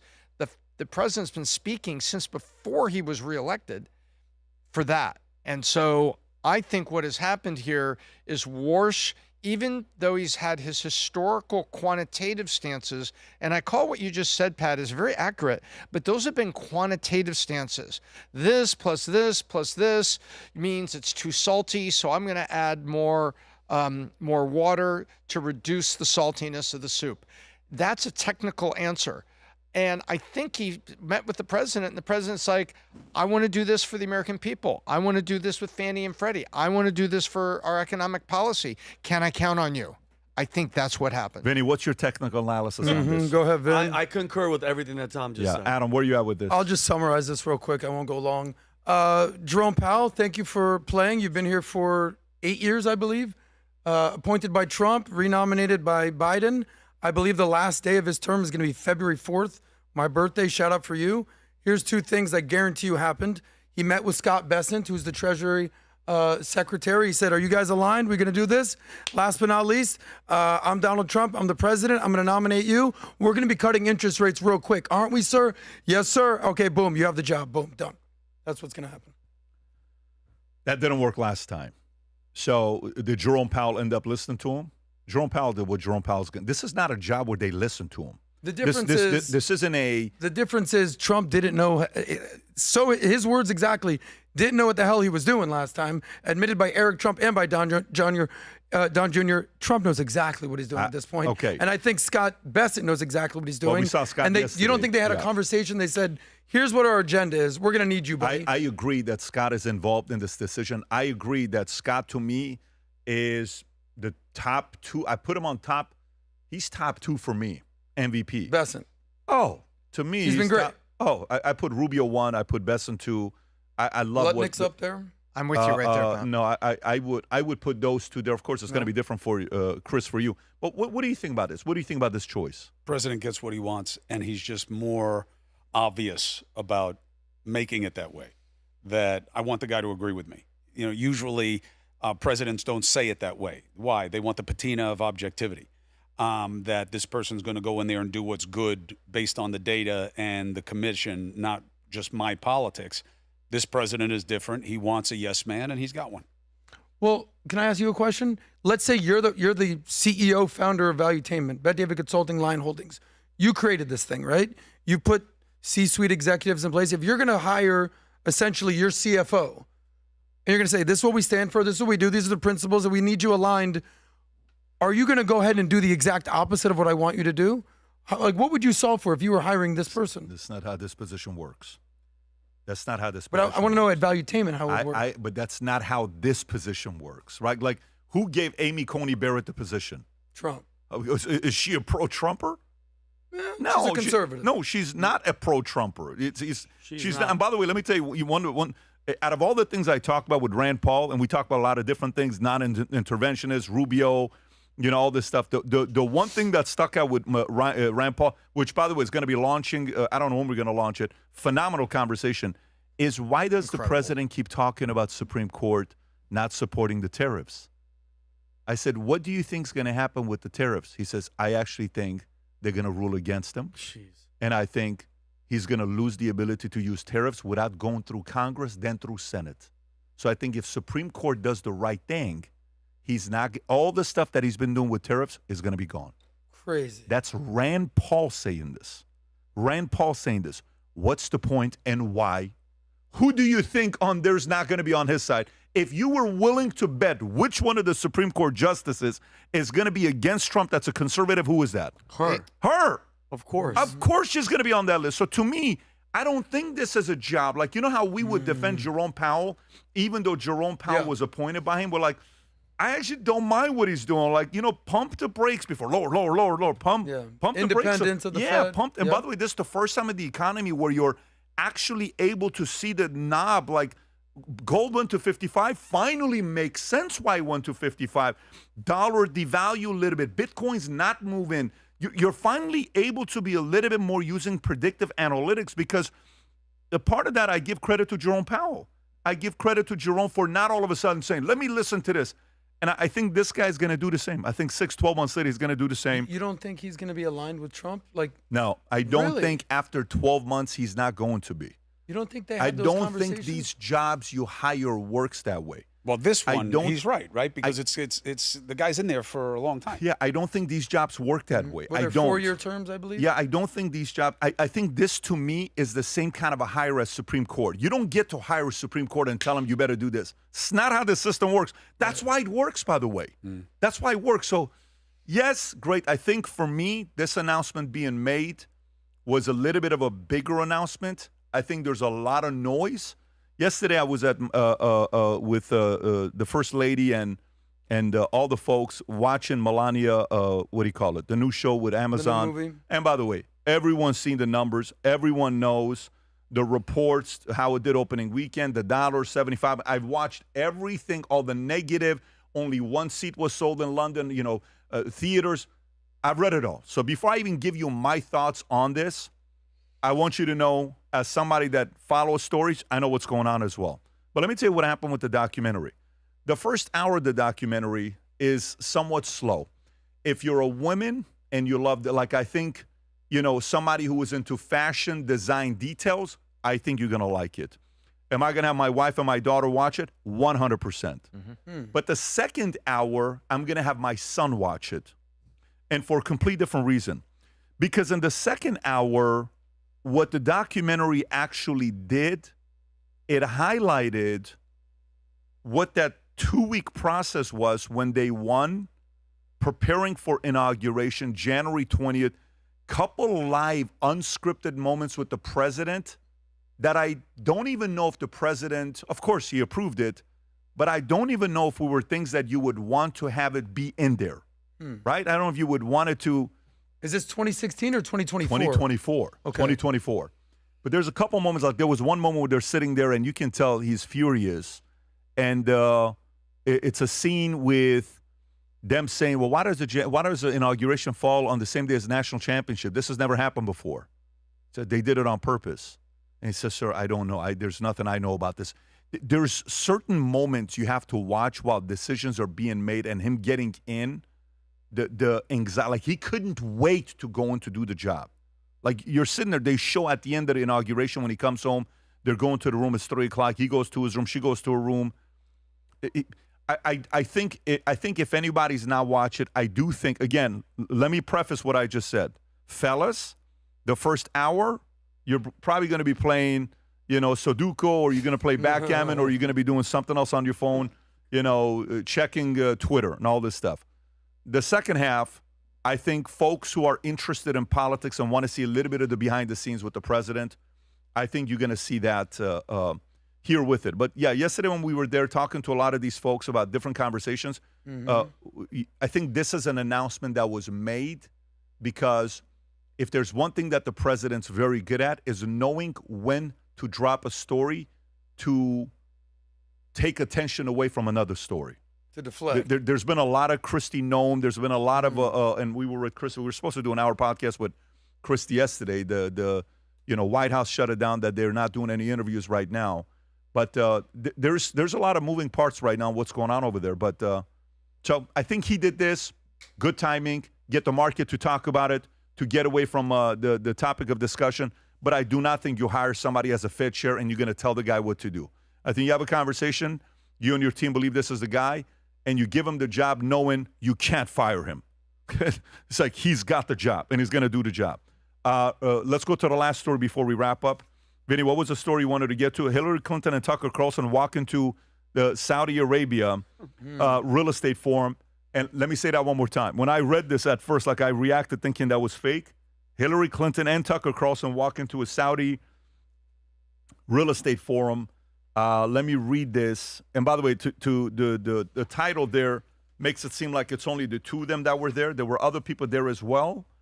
It was rather hard to parse why Hillary Clinton, the former Democratic presidential candidate, and Tucker Carlson, the contrarian, by the way, this is New York Times writing, the contrarian right-wing commentator had been invited to speak at real estate conference in Saudi.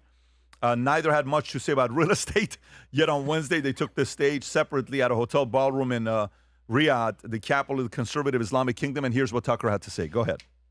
And of course, this year, just a year later, it's like, yeah, of course, everyone's in Saudi, like they're... Yeah. And I'm glad to see that because it's reality-based. I'm not here to promote the Saudi government, of course, I'm American, but I think that Saudi Arabia is a fundamentally real country. It's an ancient country. It's the physical center of one of the largest religions in the world, and it is, of course, a force because of its resources and its diplomacy. So, I'm glad to see a real country get treated like a real country, like an actual country, not just a client of some other country. So it's good. Wouldn't it be wonderful if people had some ideas about those things you've spoken about, the graciousness, the hospitality, the kindness? before they commented on it from afar, because I think it's an experience which, once you've had, changes your perception. I strongly agree with that, and I've taken a lot of abuse in my country for saying things like that out loud. I'm, for whatever it's worth, a pretty fervent Christian, and I feel completely comfortable here in the seat of Islam. Not because right? I mean, and why is that? And just saying that is a threat somehow to some people who are propagandists and liars. And but it's true, so I'm going to say it. And moreover, I think it points up like something that's really important about life, which is it's worth meeting people and seeing things before you try to assess them. Oh, that's a great life lesson. I wish more people I try not to understood that. talk about anything I haven't smelled, and I mean that, and including people. Like, how do you really know? What you're doing is you are taking other people's word for something, which, if it's, say, your wife or your children or someone you love, is okay. But if it's like a propagandist you've never met who's trying to convince you to do something against your own interests, you maybe can pause should it right not there. Vinny. Hold on. I'm in the middle of smelling Tom, because that's what I do. is Easy, smell Joe people. Biden. Now you can talk about it. Now I can, Tom, great body soap. I love it. But I want to, what he just said, I hope everybody understands. He said, and I quote, "I'm, for whatever it's worth, a pretty fervent Christian, and I feel completely comfortable here in the seat of Islam in Saudi Arabia." By the way, Saudi Arabia bans Christianity from public life. Churches are illegal. Don't know if you guys know that. Converting to Christianity is punishable by death, and the country is ranked 13th in Open Doors list of 50 of the most dangerous places in the world for Christians. Now, okay, if you're Tucker Carlson, you're American, standing on stage saying there how comfortable that you feel, I don't think it's courage. I think it's curation. Saudi Arabia doesn't invite people like Tucker to challenge them. I think it's there to polish their image. You know what I mean? Like those future and real estate forums, they're not neutral spaces. They're tied to big money and state power. That's why Hillary Clinton was invited there. And it's just ironic. Tucker, you know, with all the stuff that Tucker's criticized Israel and how they are and people paying and all that stuff, he's over there doing the same thing. So if you're going to call it out on one side, you can't pretend that it's, you know, something else when you're in it and you're doing it. I'm curious to what, because I know he has a property, he said, where in Qatar, if he's going to get a property there where Christianity is outlawed, even though he's a, you know, fervent Christian in a land in the seat of Islam. I'm just very curious. Cuomo. It's your boy. That's your boy. And I think that he is an interesting study in opportunity, in opportunism. And I think that when somebody is not really tied to any principle or philosophy except advantage, they're capable of anything.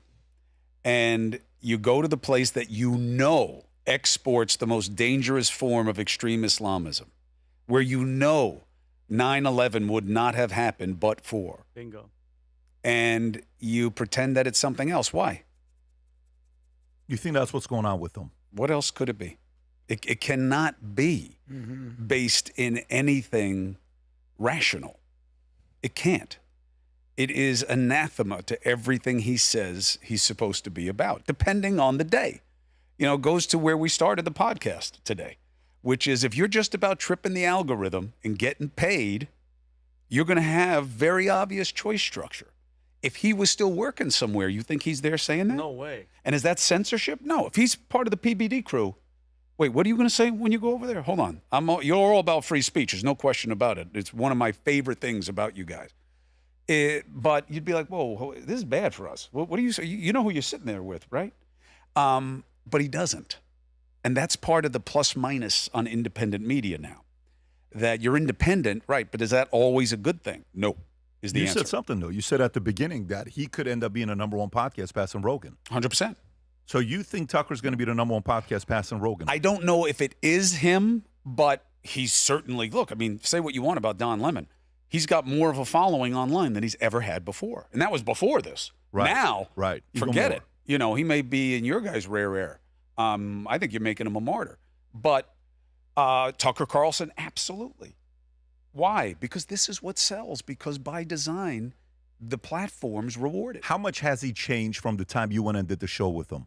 You were on his podcast about 1.5 years ago, right? 14 months ago. How much has he changed? Even that was very capricious. For him to sit across from me and say, I was an asshole to you when I was at Fox, you know, because you were the guy at CNN and that's what we were told to do. Right. You know, I shouldn't have been for the war in Iraq. You know, I was conditioned by others. That's not too different from me from, you know, a demon came at me last night. I got to tell you, it could have gone either way. But I escaped it. Thank God. He is capable of anything.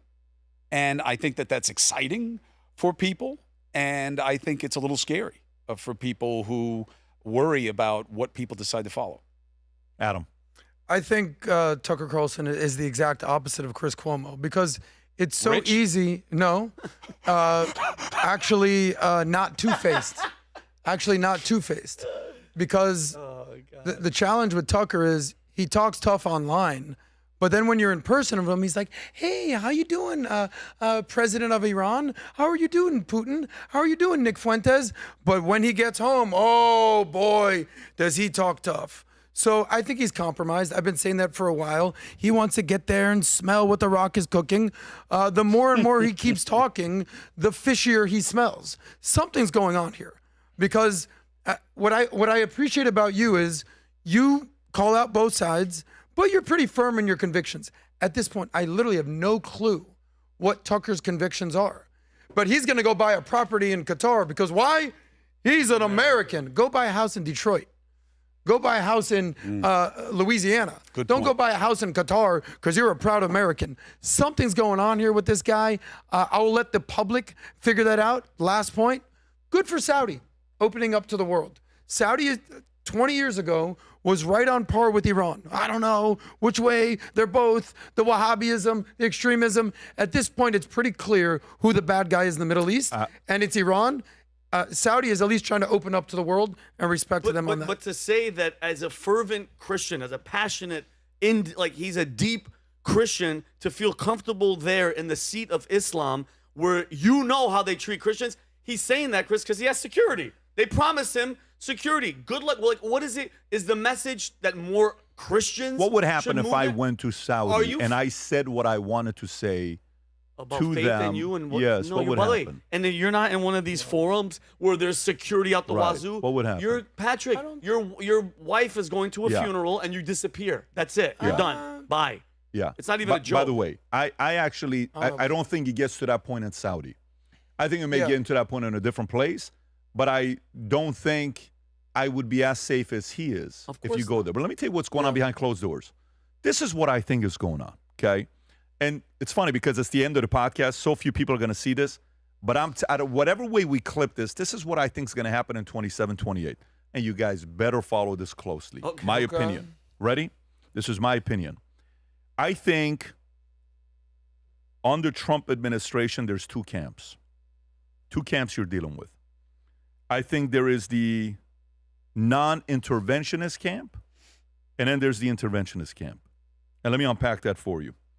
I think there's going to be a camp that's going to be the Massey camp, which the Massey camp is going to be the Tucker, Candace, all those guys. They're going to be a Massey camp. I don't know about Nick because he changes a lot, so I don't know what that's going to be. But say it's going to be the Massey camp with that community, and there's a lot of people there.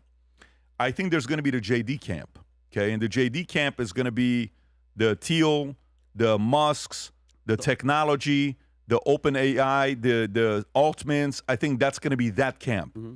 And I think there's going to be a Rubio camp. And I think the Rubio camp are the guys that are watching to see a guy like if you go in D.C., Rubio has more respect and what do you call it? Pull. It's the word I'm looking for. Influence? Influence. I think he's got way more influence. A lot more what? A lot more gravitas. He does. He does over there. But here's the problem. This is part of a conversation that we were having yesterday as well with a few different people that were there, is the feeling I'm getting is Vance, may be weaker in the general, but he'll be stronger in the primary. Mm-hmm. And Rubio will be stronger in the general, but he won't make it past the primary because Vance has TPUSA, Vance has the youth, Vance has all these guys. Yeah. And when it comes down to it, the Massey community has to go somewhere.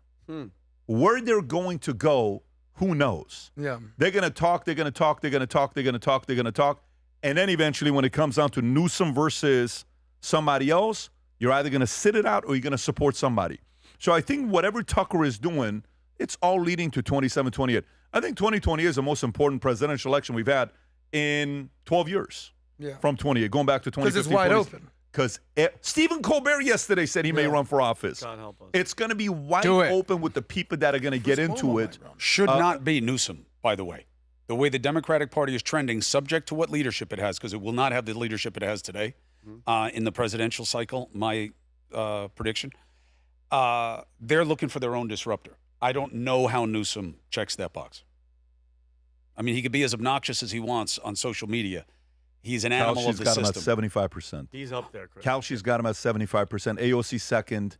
And then Pritzker's at like 2%. Stephen A's at 2%. I mean, Stewart's at 2%. A bunch of these guys are I at 2%. think it's someone that's not in that mix. You might be right, now. but I also think whoever hates Trump the most is going to get the nominee. But they're positioning depending on what happens on 27. Yeah, remember those are the macros. And once upon a time, a certain Bush did really good in the macros. 140 million. And then that's right. Then he went to Iowa. Oh wow, why can't he pull? Then he went to New Hampshire. Yep. Then they went to South Carolina. And then all of a sudden Super Tuesday came up and they're talking about the viability of his campaign. Yep. When the macros Very good point. When the macros at the beginning But were, Tom, this is Bush 3.0. One big difference. One big difference.